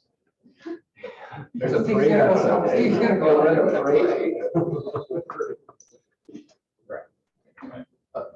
I still have a question, Mr. Chairman. Yes, Mr. Baker. Who lets the contract for doing the modifications to the Calumet Avenue intersection? Is that the town or is that CFNI? I mean, that has to be part of this, right? Is changing the configuration on Calumet Avenue? Who lets the contract? Who's doing, We're doing the work for that. you're doing that? Yeah, there's a little blister on the east side of Calumet. It's under the contract. So as a part of that contract, are they gonna stub up electric during all the widening and all the construction and doing all those things for that intersection while they have it closed down and doing all those things? I would hope so, but I'm not a construction guy. But I play when I don't, it's TV. gonna cost them more when they hit the trigger. Well, I'm asking the question. Yeah, it I would would assume yes, but I don't know. make sense to bury all the underground while this work is going on. At least the chases, Thank you. so you have the conduit in place. Is that, or will that, or can that be made part of this agreement? I don't see why not.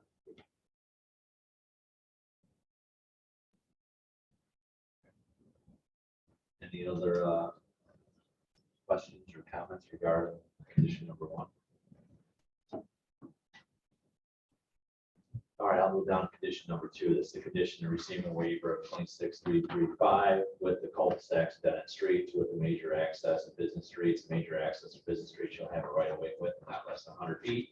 Treadway Drive, Down Powers Drive south of Treadway Drive should conform with one of their types of the Munster zoning ordinance. Comments, questions, concerns regarding condition number 2? Dave? I guess what we're basically trying to do is follow what's already been established in that area. So we're trying to keep the street list the same as what was there. The options, the 5 options that were part of the new code, all of those requested parallel parking. We want to keep our patients safe. That's why we provided a parking lot. We really don't want people walking across Treadway to enter our immediate care facility. We'd rather have them pull safely off and park in the parking lot, and walk into our facility.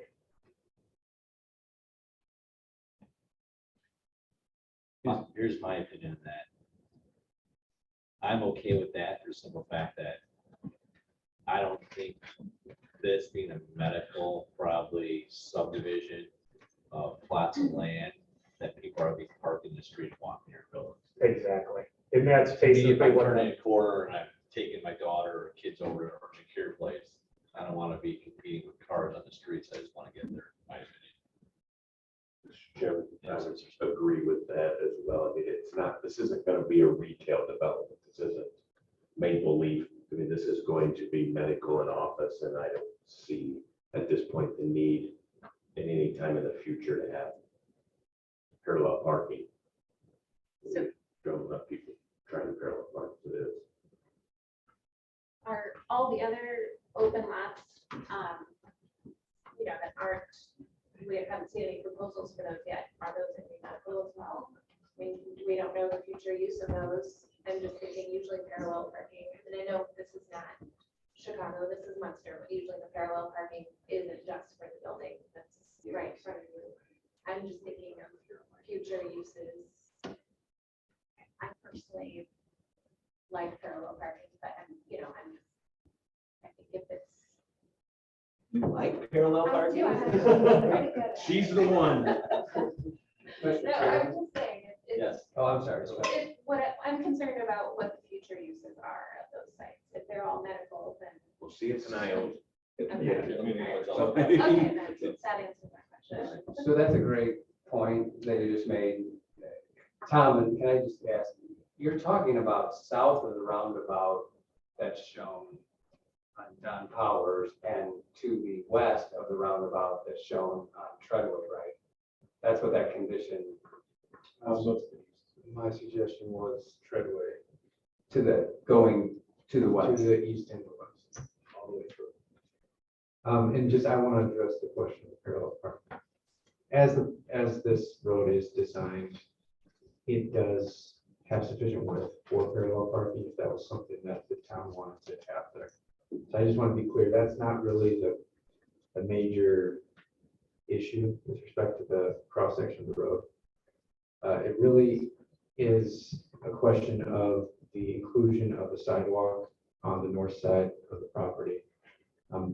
They're showing an asphalt multi-use path and no sidewalk. So listen, I understand what everybody's saying on both sides. I have a standard in the code that I believe and I think is a good standard. So which is why that's my recommendation. But that's really the biggest difference. It would be the sidewalk on the north side versus a multi-use path. Sidewalk versus or sidewalk plus? Well, either way, I'm saying if the board wants a multi-use path, that's fine. I'm just saying like our standards require a sidewalk on every street on both sides. I guess my question, But you're wanting the sidewalk and path. I think that's what Steve said, correct? I'm not suggesting that. I think the board indicated that they wanted a path. Standards would permit a path in addition to a sidewalk, but a sidewalk, a concrete sidewalk is the standard. is there enough right of way for sidewalk and then a separate multi-use path? In 64. Not what's being shown here. The 64.5 would not accommodate the 12-foot path and a compliant sidewalk. So I think, yeah, that's a decision that the board needs to make. Tom, I'm sorry, are you saying that, so the sidewalk, that to keep it at 12 feet, like the same width that the multi-use path is being shown as? Because it seems like that would be, to me, I thought the multi-use path would be good because you could do biking, whatever. So you're saying, but do it in the form of a concrete sidewalk versus an asphalt multi-use? Or do you not want bikes on that? I guess I'm We trying want to. bikes everywhere. No. Well, Because I don't like to ride, personally, I don't like to ride in the street, so I thought that was, I guess I'm just a little bit confused, because I thought we wanted to get people off the street for so, biking. or- yeah, no, I think it's a good question, and it's just, it may be a semantic question, whereas when you have an asphalt path, that's a multi-use path, right? It's not a sidewalk. When you have a concrete path, that's a sidewalk. So a 12-foot sidewalk in place of a 12-foot multi-use path could function essentially the same. But it is substantively different as far as what it is. And again, imagine you're developing that lot to the north according to our code, which would require that the building be no greater than 20 feet from the front lot line.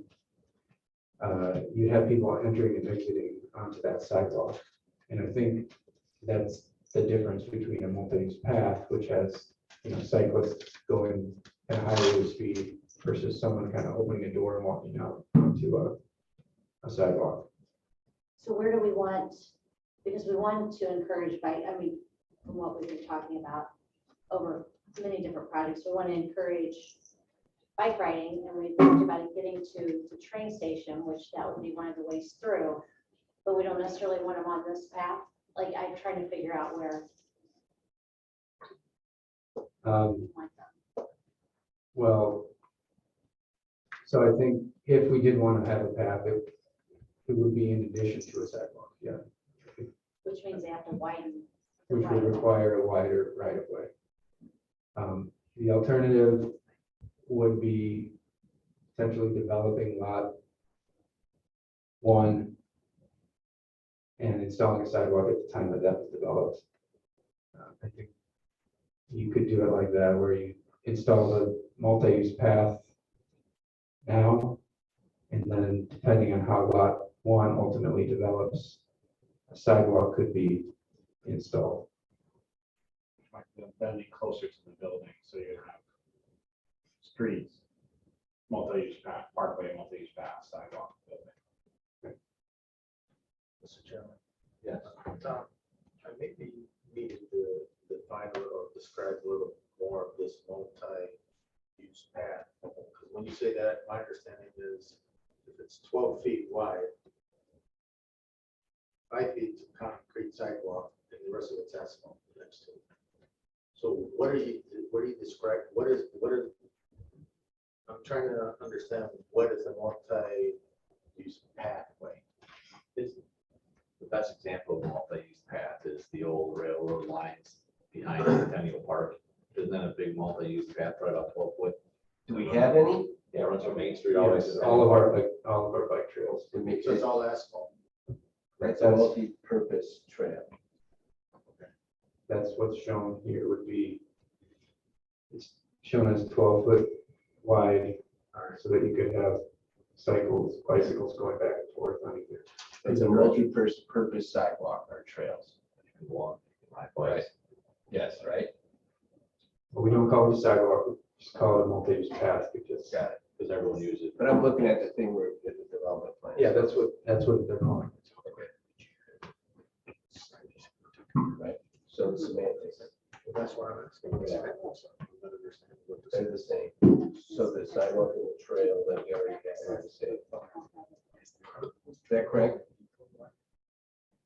Sidewalk is a concrete path next to a road, and a multi-use path is an asphalt path. So when you use the word sidewalk, I should think concrete. Yeah, when you say path, I should think asphalt. Yes. Right? Yes. For a sidewalk. Right. But they're looking at the approved development plan that says multi-purpose sidewalk. So it's kind of, we have asphalt. It's proposed to be asphalt. It's designated, True. it's a misnomer to call it a sidewalk, but it's shown as a multi-purpose 12-foot asphalt sidewalk. Very similar to that path you have along White Oak on the south side of Munster. And most bike paths are only roughly 8 to 10 feet wide. Like the Crown Point, and that is used for biking and walking at the same time. And if I remember correctly, the discussion we had was that people who are riding their bikes don't want concrete because of the control joints in it, that it goes from. So that's why it was decided to go with the asphalt. I hope I wasn't at that. I would respectfully disagree. Well, there'll be a public hearing. There will be a chance to speak. So was one option to have a condition if the asphalt path, 12-foot multi-use path is approved, condition when lot 1 is developed and those buildings are put up, to have an additional sidewalk? No. That's not, I mean, I didn't list that in my report. So the original, and you gotta know kind of the history of the discussion, was the whole width of this right of way. And the whole idea from the developer that they wanted the roads to look like the roads of what was already there. Town's desire to have an ability for bicyclists coming from Leanne's neighborhood to be able to come through Treadway, safely cross Calumet Avenue and get to Centennial Park. So to keep the roads looking the same, right, and not go to one of our other 5 designs, you've got what you've got in terms of curb to curb. Well, there was originally, when they drew out, you would have needed, the 30 feet roughly of curb to curb. Then going to the north, you would have needed some amount of parkway, right? Then you would have needed the multi-use path, and then you would have needed the sidewalk. We were up to a very large right of way at that point, which would have eaten into lot 1. So in the course of the meetings that Tom originally talked about with staff, myself, and the developer, instead of having even a smaller multi-use path, 6 foot, and then grass, and then 6 foot of sidewalk, they said, well, what if we just do a large multi-use path, so if people were walking from Leanne's neighborhood or riding their bike, they would have a clear shot right across. And that was kind of the compromise position. And then Dave's right, the thump, Baker, you weren't at that meeting. But we did talk about that, should that be concrete, should it be asphalt? And kind of the consensus in the room was, it's better because there's concrete on the south side of Treadway. If somebody wanted, if it's turned into like a bike lane, right, they could walk on the south side, but you've got the asphalt on the north for people who ran or who rode their bikes. So you have sidewalk on one side, multi-use on the other side. And that's what they're proposing. Or is that something that you guys finalize as a part of this? It's just not one of the conditions. They're proposing. They're proposing as a result of the conversation with staff, that is of course subject to your approval. And the two things that are at issue are whether that's concrete, whether it ought to be concrete, but also the parallel parking configuration of road, 2 10-foot lanes and 6 feet of parking as opposed to 2 12-foot lanes. Is that all in this number 2 conversation? Yeah, so there's I would say there's a slight difference in the overall street width. They're proposing 29 feet pavement, 2-foot curbs. So the standard in our code would be 2 10-foot lanes, 6-foot parking, 2-foot curbs. So slightly different. Couple feet. That'd be narrower. now the new standards narrower than. We'd be at 26 instead of 29 feet With parallel parking. And that's really, Steve, it's waiver number 3. It's not condition number 2, it's waiver. I'm sorry, it's an 8-foot wide parking lane. So we're talking 2 10-foot lanes. So you're talking 28 feet of pavement versus 29 feet of pavement. So the parallel parking width is 8 feet wide or 2 foot, 4 feet on both sides? The curve is 2 feet. The Oh. the entire width of the curve is 2 feet. So the overall back curve has the 2 feet, 2 10-foot lanes, an 8-foot parking lane, and then a 2-foot curve. So it's a difference of a foot.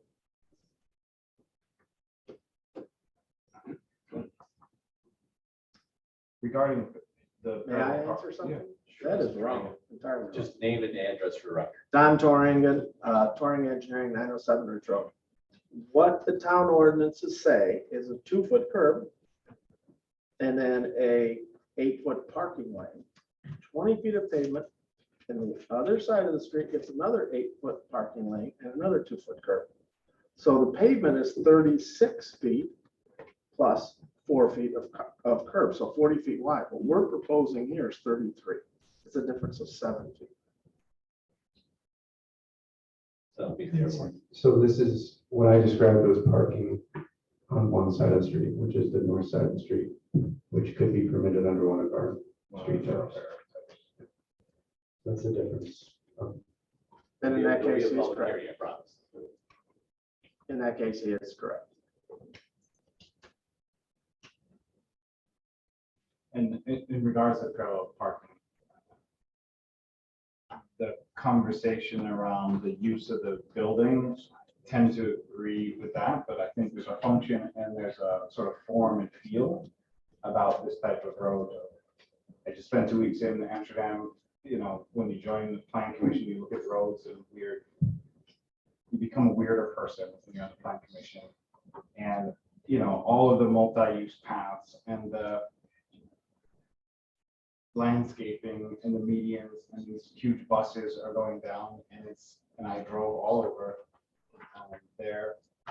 It just feels like you drive safer when you have a 10-foot lane instead of a 12-foot lane. And we're trying to implement this for all of the new roads that we're building in town. That was the point of the update to the zoning code.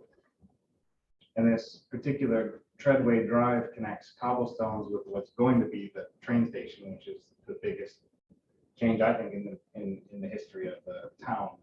And I expect also, what was mentioned coming from the other neighborhood, going to Centennial Park, that this really becomes, what we might not have thought of in 2018, but now given the developments going on, this really becomes a very important thoroughfare for, I guess, traffic, well, residents that are going through here.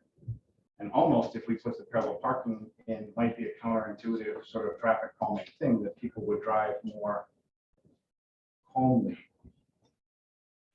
if we have the more narrow roads. And I think it saves a foot, or it's a 1 foot difference from what is proposed. I think it ends up being 28 instead of 29. We would build it according to the street type that has parallel parking on one side. So I tend to agree that it's not really necessary given what the function of this building is.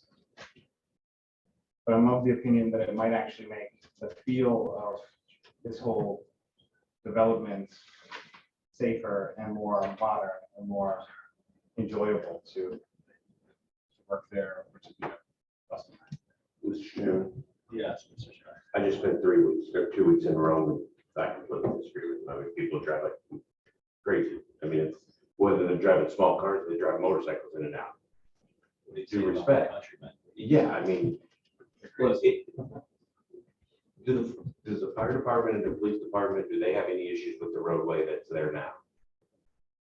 Okay. Why put in parallel parking if it's never going to be used? I don't care if it slows down traffic. We're doing what things that make sense.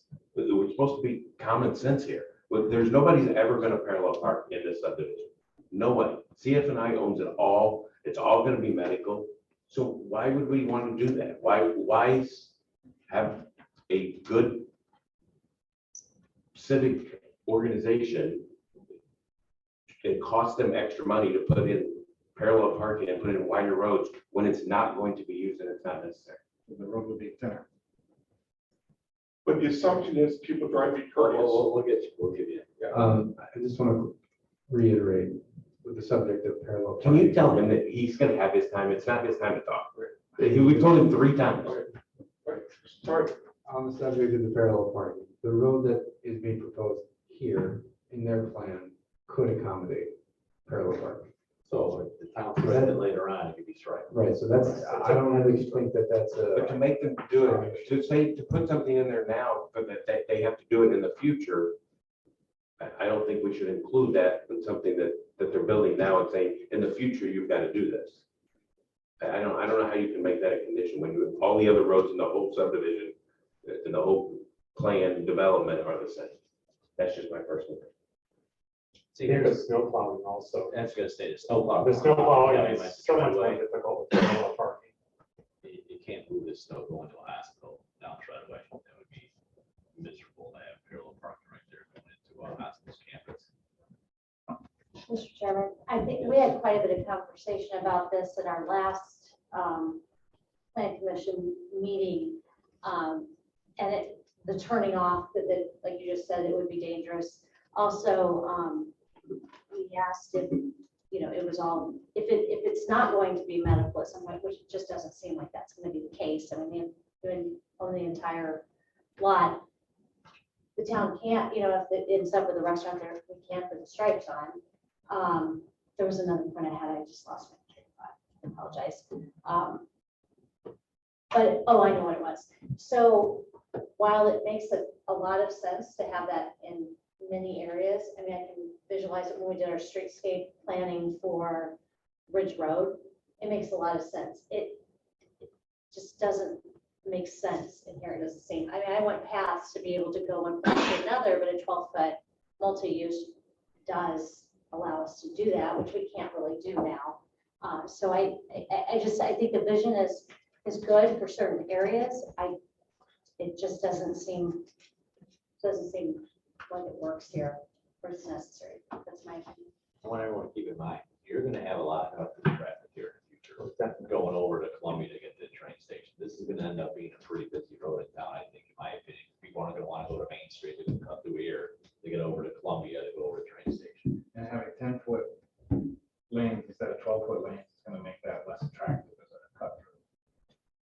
Big trucks, they're cut through no matter what, whether it's 10 or 12. And don't forget, this is residential. You're not gonna have kids walking through here like you think with strollers as much. This is all gonna be commercial buildings. Unless they're coming from the other neighborhood to walk over Centennial Park. From community estates. But that multi-use path It's keeps 10 you, foot, 12 foot wide. that keeps you off of it, no, I, It's wide. It's 12 yeah, foot it's wide. wide. I mean, it Plus gives- you're gonna have a sidewalk too. You're gonna have a sidewalk on one side On the and other a side. 12-foot path on the other. Is it just paint or is it also curving different if there is parallel parking? In this instance, it would just be paint. There's really no difference, like I said. So if it would snow, you just say no parking with 2 inches of snow like everywhere else. Yeah, like I said, I don't think the parallel parking Yeah. is really That's not the issue. an issue in this situation, because as the man said, we could always go in and stripe it if that's something that we ultimately wanted. Okay, so that's number 2. Is there any other questions, comments, concerns to the petition regarding number 2? If there's none, I'll move on. Number 3, that was thoroughfare trees you planted in the Calumet Avenue Parkway east of Outlet B, north of Treadway Drive. Show where that is, Tom, on the map. So that would be right here. Right, did that make sense to plant some trees now? We have to develop this space anyway for the detention, so I don't That see would make any, sense to do the trees now. when it's just a, yeah, along that, unified. yes. So we have a consensus there, so I don't think we have to comment on that. These are future trees. That'll be developed or lot 1. Correct. Number 4 was a condition of receiving waiver, section 26.6.504, civic zone, additional landscaping should be installed within outlets A and B. How do you point to that? Yeah, outlet B is what we were just looking at. Outlet A is the retention pond to the south. When we talked about this being civic space before, we added this basically walkway, and we talked about at the south end, just coming across. So you really would have a walkway around that entire outline. Yeah, I think my recommendation would be, you can see that the lot is essentially grass. Right, there's no real landscaping within the outlots. And I think this is going to be a very visible site from Calumet Avenue, and it should have, it shouldn't look just like merely a retention pond. It should have some of the design of the civic space, which could be, it could be any number of things, but my suggestion would be that some landscaping be installed within that, besides just grass. Could you give an example, Tom, so we can envision like your? I mean, it could be trees, it could be shrubs, I mean, it could be anything. It doesn't have to be high maintenance, but there's- In addition to the trees that are already planted, One every 30 foot, so trees along here, along with bushes and hedges. So just to be you're not gonna clear, see it anyway. so just to be clear, the trees on the east side, those are the required parkway trees between the sidewalk and Calumet Avenue. And then the shrubs on the west side are the required screening shrubs for the parking lot. For that development plan. I am trying to visualize it too. So you say it could be a tree, so how far down is a detention? It's 4 feet. 4 feet, okay. So with those other things, I am trying to figure out what would be seen, like, What would survive if you plant something in there and you get a heavy rain, it's gonna wash it out anyway. And then where there's a drought, if it's water loving, it's gonna fry up and die. So it'll be grass. I mean, maybe like, I mean, the grasses that, I mean, not just Ornamental grasses. ornamental grasses, they grow like crazy. They're so, I mean, I can grow them, so I know that they're easy. Just, you know, so, I don't know, I mean, Maybe but I don't work know. with landscape architect. You know our facilities, when you go through Munster, the War Memorial, You want Fitness it nice, Point, right? we are a first-class outfit. That will look amazing, I can guarantee you. It'll be a beautiful facility and it'll be very well landscaped. I mean, you can tell by just looking at the number of trees. I mean, it's gonna be beautiful. Dave, did you say there was a plan for basically a walking path? Well, around it's all basically in there already. You have a sidewalk on the east side. You have it across the north end and another walkway here. We talked about just like maybe making this gravel at this time. So you could walk around the entire, lunch break? or- yes, yes. I would say, I would give, I live in, obviously, community estates, and with parks built there, the employees, they walk our neighborhood all the time. I see, certain people every single day, they do it, so I'm sure the employees there would probably enjoy that. Ambulance. Yeah, I see them when they're walking walk in our subdivision, and it works, but that would be nice for them there. Parks across the street too. It's- So do we have consensus on regarding additional landscaping between outlots A and B? It's a pretty tough legal standard to put in a finding, just FYI. No, I'm gonna make a motion before, I'm trying to skip through this. No, I understand, but if there's a consensus to have that condition, and I write, Mine is the opposite. No, I mean, is there, like I said, this plan is presented right here, you see the landscaping on there. Is this the commission's intent to keep with this, or is there any additional stuff you'd like to discuss or add regarding this? I'm trying to. Anyone else? Mr. Chairman's here again, right, I'm sure. Yes, we irrigate all our facilities. Well, I think to what Tom was saying, no one is suggesting planting in the detention pond, but or not the pond, but the detention, but around it, creating levels, like, shrubs that are waist height, because obviously trees are above your head level. So I think, sorry to put words in your mouth, Tom, but maybe you're thinking of like just landscaping levels, like kind of create depth to. It's probably, yeah, I mean, that could work, I think. There's probably a number of different ways that it could be done, but what they have presented here does not have it. But it sounds like the applicant is committed to making this be a nice place to walk. It will be a beautiful facility. I don't think how we can. I don't know how we can enforce that. I mean, they're meeting the standards of the trees. I mean, that's like going by somebody's neighborhood and saying, my wife buys $1 million worth of flowers. Well, you need $1.5 million in flowers. I don't know how you make somebody force them to do that. I mean, we, like Dave said, I mean, you drive by community hospital, you drive by, the fitness point. Those are beautifully landscaped buildings. They take care of their property. And to say that, we're gonna force them or put it in a condition that they have to make sure that they have flowers or ornamental grass, I don't know how you can do that. That's just my personal opinion. Any other comments? I think what I was hearing though is consensus not to put that one in with a sort of agreement that it's going to be built, it's going to be put next to your point. Like, let's not try and regulate that. That would be my suggestion. All right, the next item was a 6-foot sidewalk we saw on Cameron Avenue, south of Treadway Drive. It's the one that comes next, because it was a typo in his plan. That's on there right now. Oh, that one. It's a typo. That's true. Right here.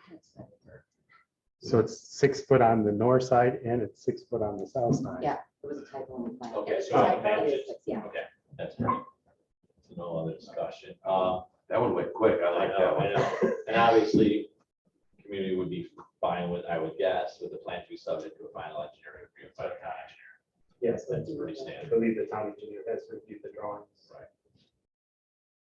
All right, we'll move on to requested waivers. The first one's from section 26.313 lots, depth to wood ratio, rent 2 lots, lots 2 and 3, which are 509.67 in depth and exceed the maximum lot depth of 300. I was fine with that one. Is anyone else? Anyone else? Okay.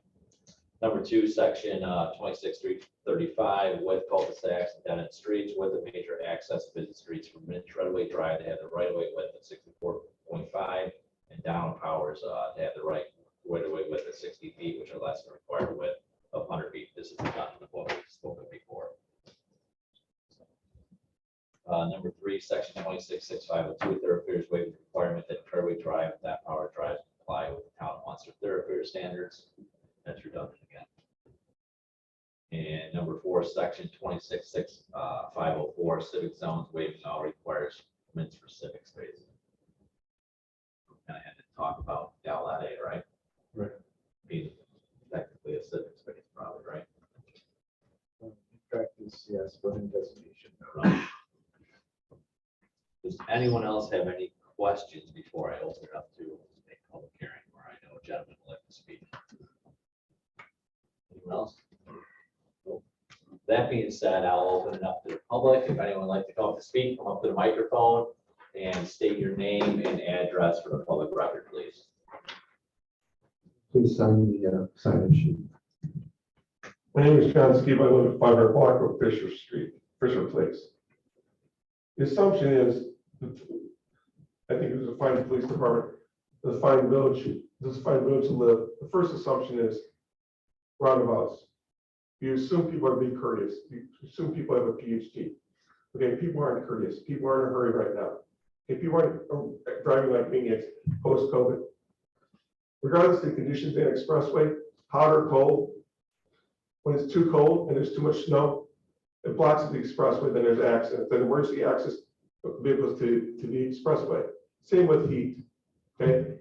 When the expressway is under construction and there's a car accident, regardless of how many police officers are working, it drives people to Broadway, it drives people to Ridge Road, and it drives people to Fisher Place Street, and then my street when it's rush hour.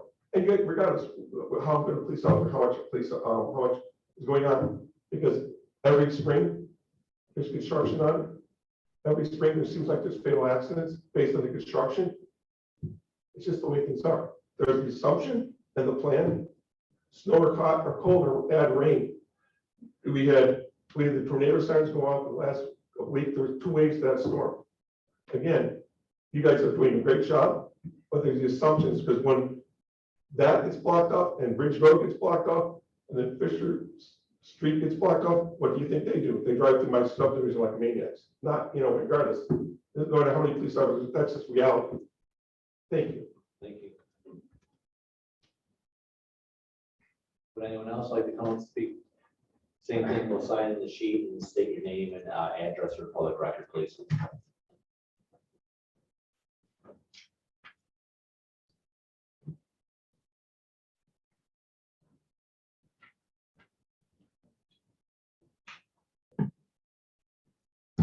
Barry Abbott, 10352 Sutton Place. Munn Street, you guys have done a lot of things in town. It looks good, you've been good neighbors. I live across the way from it, I'm very familiar. Cut a deal on a stoplight. Just get it done. You need the stoplight. Maybe you can work on something with the village, maybe somebody pays half now, or they pay half now. I think you need to cut a better deal. I'm an avid cyclist, I ride all over town. You basically are putting bike paths to really to nowhere, but in a larger scheme, getting a bike path to the train station. I was a conductor for 43 years. The train station is going to be a really big thing going into Randolph and Michigan for us. So as you, in your development, as people can work through there and get to the train station and into the communities, you guys talked about the person crossing the street with their bike at the Centennial Park. That ain't happening without a red light. Okay. You're taking your life in your hand. They didn't think about crossing the street. So, great, be a great neighbor to us, put a light up. It's just that simple. Put the light up, call it a day. It was gonna cost you $250,000 4 years ago, and that's gonna cost you $500,000. Maybe in 3 years, it'll cost $750,000. You guys need to cut the deal on the light, get the light done, call it a day. We need that. It's dangerous there. The left turn lanes are a good idea. How many times people almost rear-ended me, turning into that kind of driveway, because that's where I live. So you need the light. I wouldn't approve this plan without the light. I mean, although I know you say you can't legally enforce it, but they say they can do it if they want to, and you guys can do it if you want to. So just do it sooner versus later. So we need it done. Thank you. Thank you. Anyone else like to speak on behalf of the public? I don't see anyone raising their hands online. That being said, I will close the public hearing and bring it back to the commission. Gentlemen, what do we have?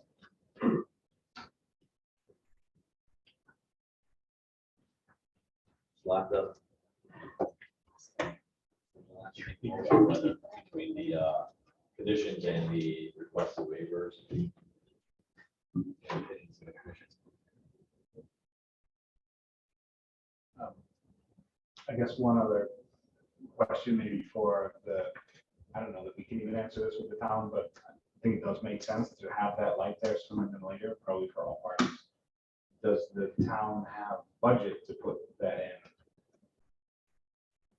Councilman, I'm not on the council, so I don't know the finance of the city. Yeah, I guess that's, I would, Steve, I mean, It's more as a a question plan for staff. commission member, it's more a question for the council, not us just planning commission people. I mean, what's the town's pleasure? I mean, you guys have all this master plan ideas and all the different things that you want to do. I would leave that to Andy and to you and to Leanne as to, what's your guys' pleasure? I don't think it's a plan commission that we can force, if they have an agreement in place, I guess we could. I'd leave that to Dave, but I would leave that to you guys as the town managers as to what's your pleasure, what's your thoughts?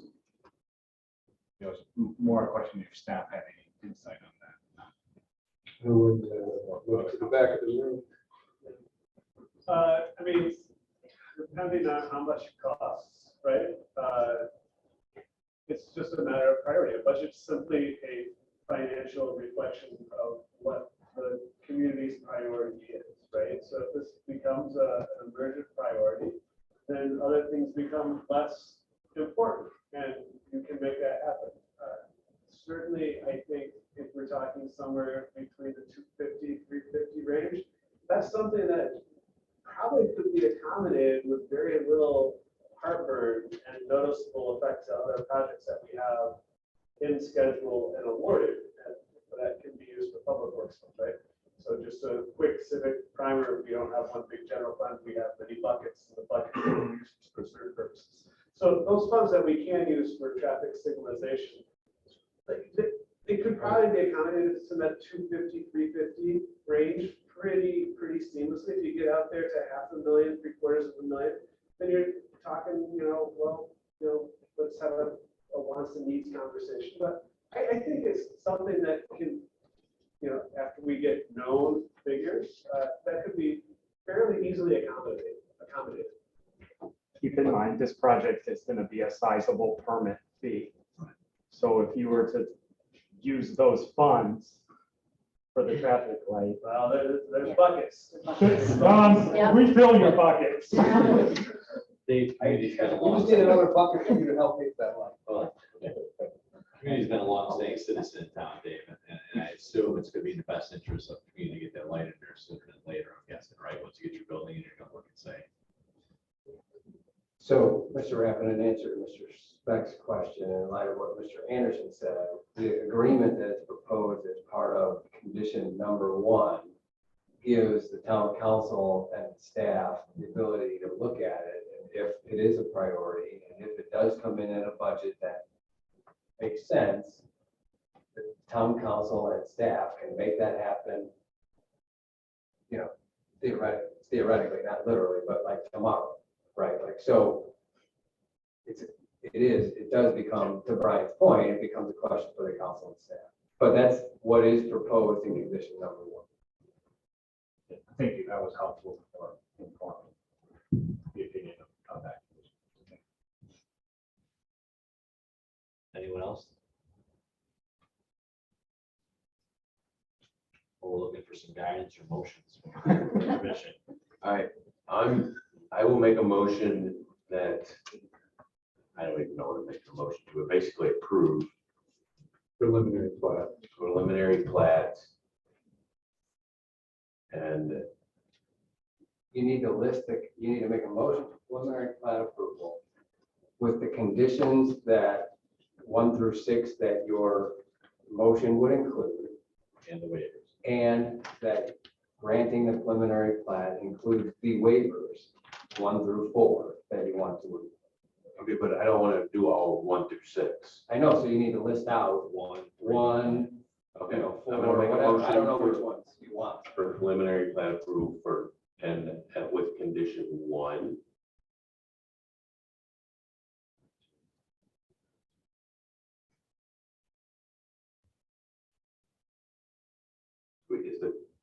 Number 4, the waiver of the civic zones, additional landscaping in the outlets A and B. Are you doing that one? No, we did 3. You're gonna do 3? So 1, 3, 5 is already met, correct? That was a typo? And then 6. Wasn't that? Was met.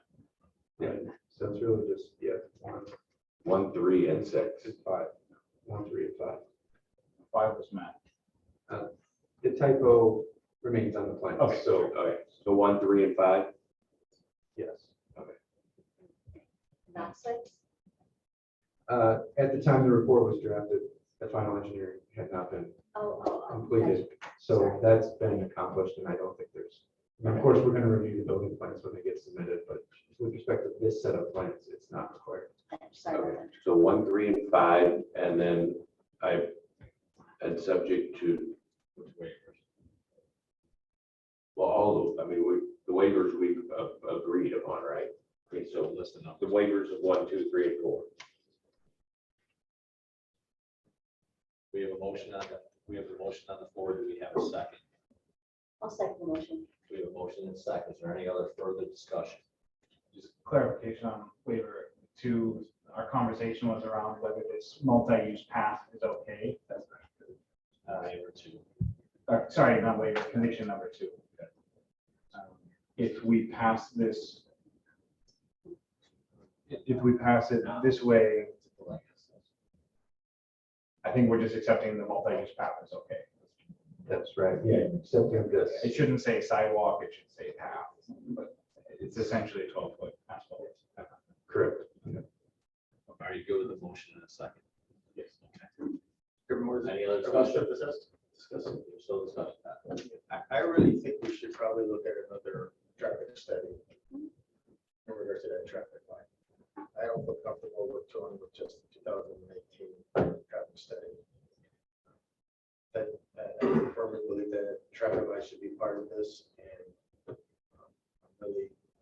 I'm having a hard time understanding how we can get to the point where they are going to pay for the road to configure it for left turning lanes, but they're not willing to actually configure it to the traffic light that, I think would be safer for the community.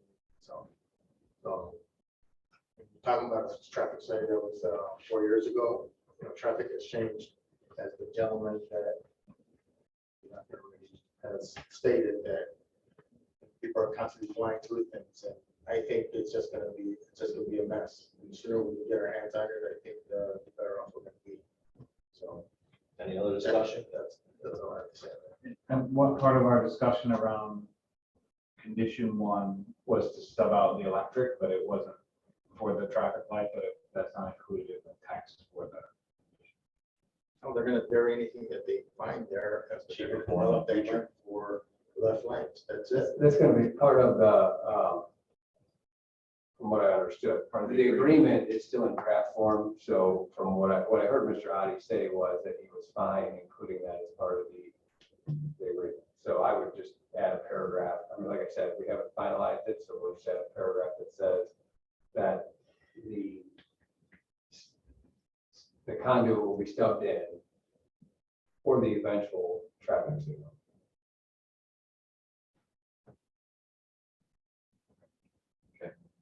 Like I said before, I think it's in the best interest of obviously, get that light sooner or later, so I'm sure we will be working with the town regarding access and the stoplight. So we have a motion and a second. Is there any other discussion before I call roll? That being none, Tom, would you please call roll? Yes, Counselor Mellon, Yes. Counselor Kulturitis, No. Counselor Tulowitzki, Yes. Rachel Brandon, Yes. Bill Baker, Yes. Brian Specht, Yes. Roland Rasmussen. Yes.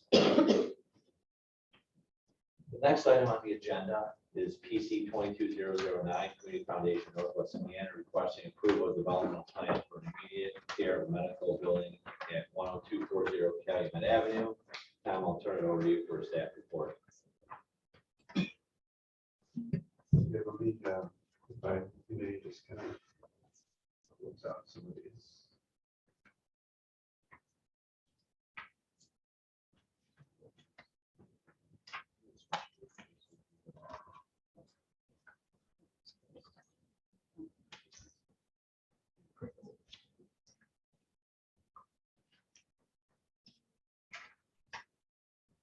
this will be somewhat familiar.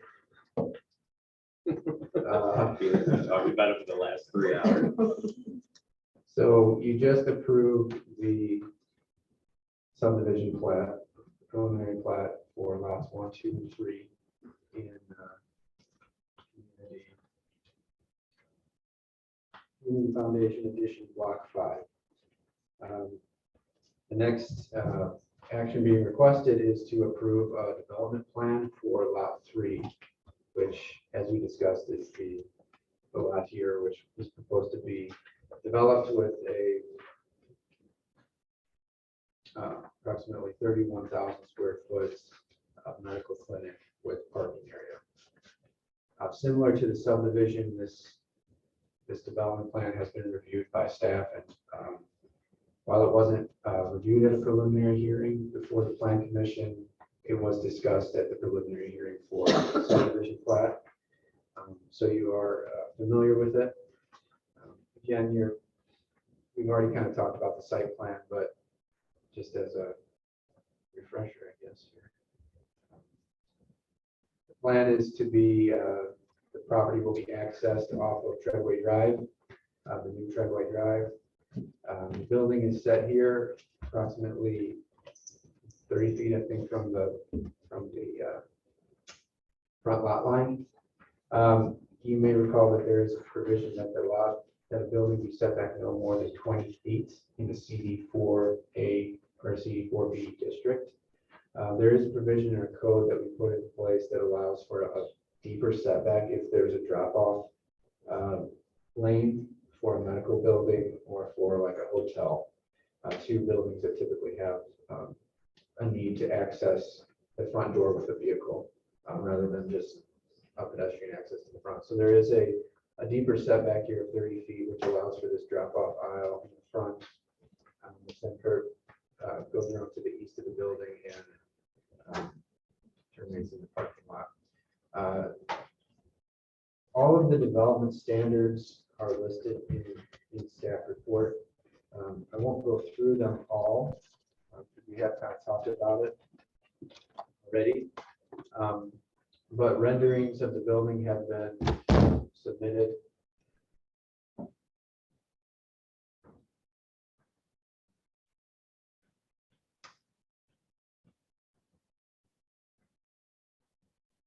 And what they're proposing is essentially this two-story immediate care building fronts on Treadway Avenue.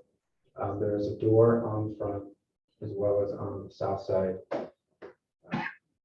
The building itself complies with all of the architectural standards of our zoning ordinance. You'll notice that it's a stone base. It's divided into a kind of a base, middle, and top, which is one of the requirements of our code. A stone base, a brick kind of central section, and then this roof.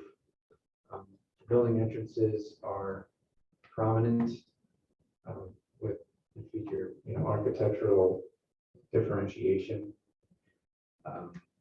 There was a request for a variance from the strict application of our building pitch standard, which would require an 812 roof pitch. So they did receive a variance to have a shallower roof line along the corners of the building here. And see what it looks like. As I said, from our main architectural standards deal with building proportion, building materials, transparency, so number of windows and percentage of void areas within the facade. All of those standards are being met. Additionally, the setbacks, as I said, are being met. There's a requirement that we have that we talked about a little bit before, that a certain percentage of the facade be built out.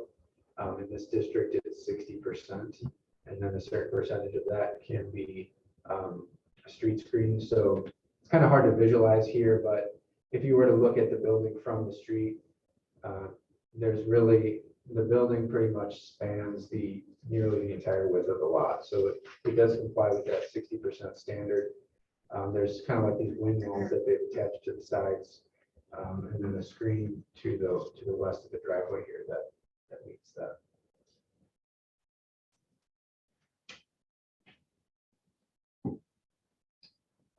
I'll note again that they're complying with our standard for parking. And this is one of the things that we talked about with our new standards is that all parking has to be to the rear or to the side of the building. They've done that. That's probably the most significant change from the site plan that was approved in 2018, I would say. There's a number of smaller standards that are listed in the report and the chart. I'll just note that all of them are met with the exceptions of those that have received variances. So from our perspective, the building and the lot do comply with all of our standards. There's 182 parking spaces on site, which is the code minimum. And lighting received some variances, so the lighting now complies with code. Well, not with code, but with the approval. And stormwater, I'll just mention here, is all proposed to be contained in Outlot A and Outlot B, which are. Is that just for lot 3 though, Tom? Is Outlot A only servicing lot 3, or does it also serve lot 2? It serves both. Serves both. Yeah, I mean, I think Don and Jill's here, they can speak probably more to the details of the stormwater, but there was an entire stormwater report that was presented to the staff and to the engineering staff, and it's been reviewed. And the idea is, we talked a little bit about this with the subdivision, but there's sort of an overall plan for the stormwater in this area, which would, in the near term, there would be 2 ponds constructed, Outlot A and Outlot B, which would accommodate the runoff from lots 1, 2, and 3. And then in the future, if Community Foundation developed the remainder of their property, they've conceptually set aside areas for an additional pond along Calumet Avenue and then an additional pond along Columbia. And those all drain into a pipe that runs north, which was, I think, installed by Community Foundation some years ago.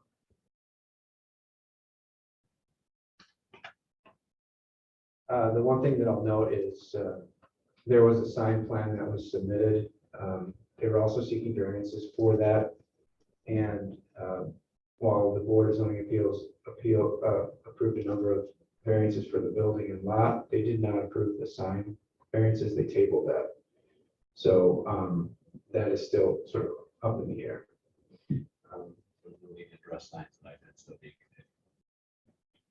Correct. So if you were to look at the motion, which is, I guess, a recommendation from the staff, would be to approve the development plan as presented. There was a condition that revisions to the plans be made to conform with all the development standards of the Munster zoning ordinance, for which variances are not granted by the Munster Board of Zoning Appeals. But they did grant those variances with the exception of signs. So that condition can be eliminated. And the second condition would be Plan Commission approval of the preliminary and final plat. You approve the preliminary plat tonight, and then the final plat could be approved upon completion of the public improvements or submittal of the bond. So that would come back to the board for your approval. Thank you, Tom. Any questions for Tom? Does that mean we don't need either conditions 1 or 2? Condition 2, I think you're going to have approval of the final plat. Just final plat. Any questions? Fisher, like to say anything? I think we've addressed everything already. Well, this is a public hearing, so I'll open this up to the public if anyone would like to come up and speak on behalf of the public. I don't see anyone online raising their hands. Going once, going twice. I'll close the public hearing and bring it back to the commission. So Tom, all the mechanicals are screened, the area is all landscaped. irrigated, meets our brick and stone requirements. Nice looking building. Yeah, I think we talked a little bit about the reason for the change in the pitch of the roof was that the mechanicals are on the roof and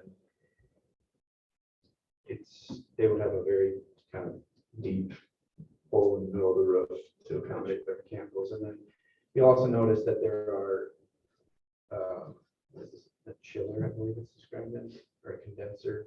This is it screened here. There's another piece of infrastructure screened here on the east side of the building. And then the dumpster is located here, and we have a rendering of the dumpster enclosure, which matches the building. Make sure all the mechanicals are screened in public view. Are those two other pieces of equipment being screened the same way as the trash corral? It'll be a brick wing wall.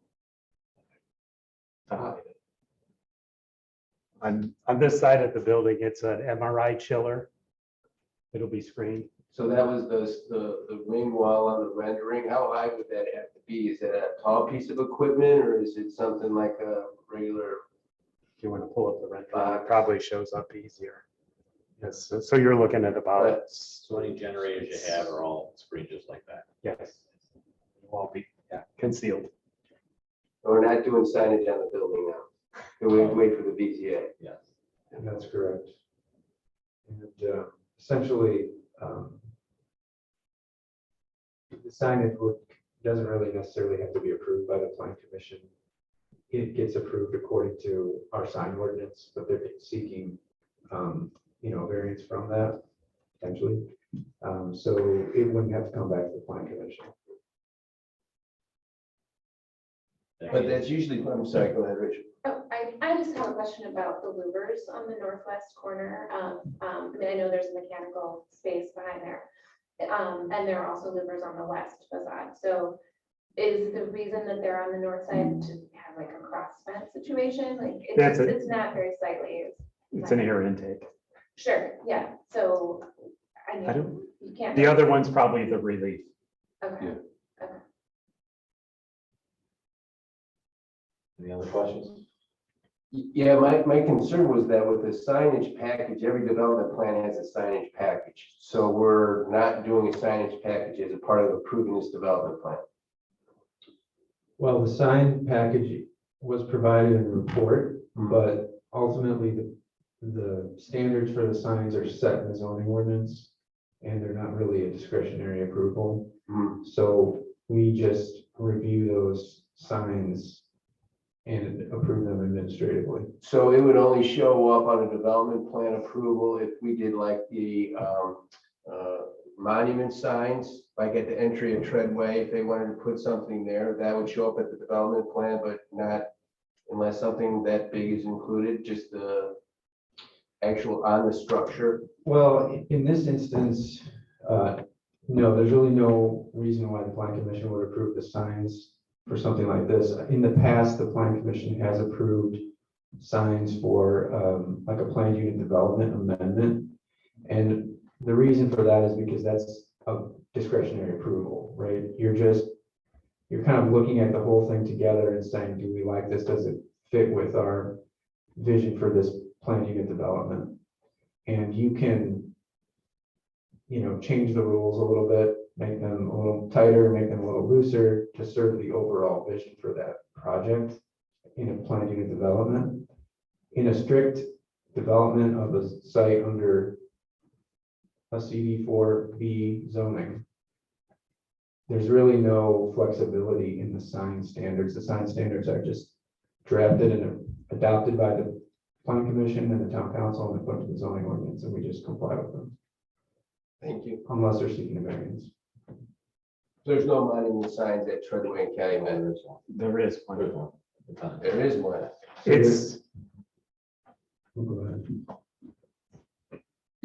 It's set back. It's back. That's like 50 feet or more. Was that the picture of BZA with the guy standing next to it? You have the sign package. If the BZA approves variances to the signage, doesn't come back to the plan commission? No. Thank you so much.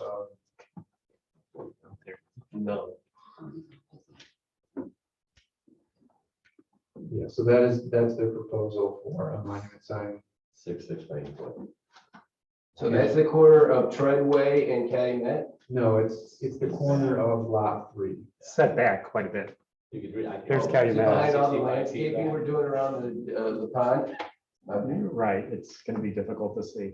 The goal is to have the sign on the building on the north and the south face, so you, Thank you. I just wanted to make sure that it wasn't on that hard corner, so that's, We can see around it. yeah. Thank you. Any other questions? No. Looking for a motion?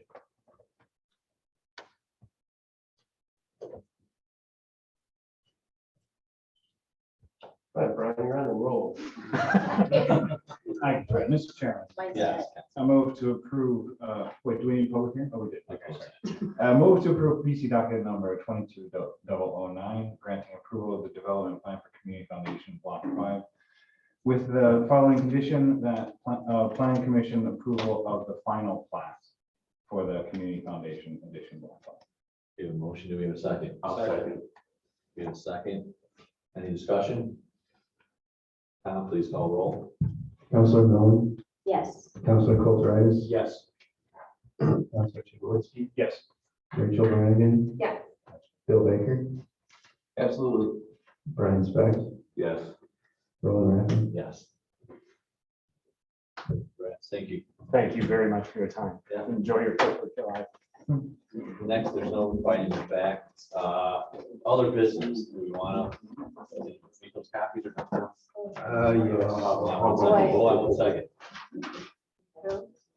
It was a beautiful summer night where I could have wine on my deck. I don't think we got involved. Okay. Just take a look at this. This is Mr. Costanza's development. Oh, boy. 2 different drawings Oh, dear. that they submitted, and they're looking to get a building permit to get started. Wait, I thought we did this. Wait. So did I. 42 Oh times. my gosh, what are we doing? Here we go. It should be his. Are you putting it on the agenda? Yes, I am. Yes, I am, because I want it done. I don't want it next one. Well, I noticed, I went by there, I'm like, they're doing I don't know. nothing. They wanted it, I'm like. And then it was the day, it was next to it for a moment. I know, I thought it was Yeah, otherwise, otherwise we can bring them back to come to the next public hearing again. Okay. There's no action for you, right, because if I'm not. I object to that. I nominate Roland. Roland, go out to site. Or if you just want to take the drawing home with you and look at it, which is fine with me too. I just want, there's a different item being presented by Mr. Reed. Right, and I get that. I don't, if Mr. Costanza and Mr. Reed were not given the opportunity to be here for a discussion, that's a little unfair. So, We don't have to so vote if you on want to it. take, so, but you can certainly disseminate it, take it home, knock your socks off, and then if you want to discuss it, give them notice that you're going to discuss it. I think they're looking for a building permit to try to get started without this item as, you know, the sidewalk being addressed. So disseminate. It's just it's a very good sidewalk, that's all. If they start doing a brick work on the building, it'll be a permit now. We're already old. Keep waiting for the file. I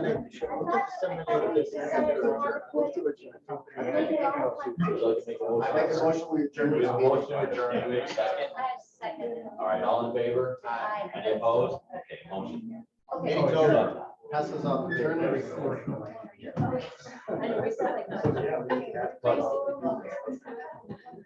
This building's a And site. see, I, yes. Look, we're on TV, how cool. You can screenshot. Are we off, Tom?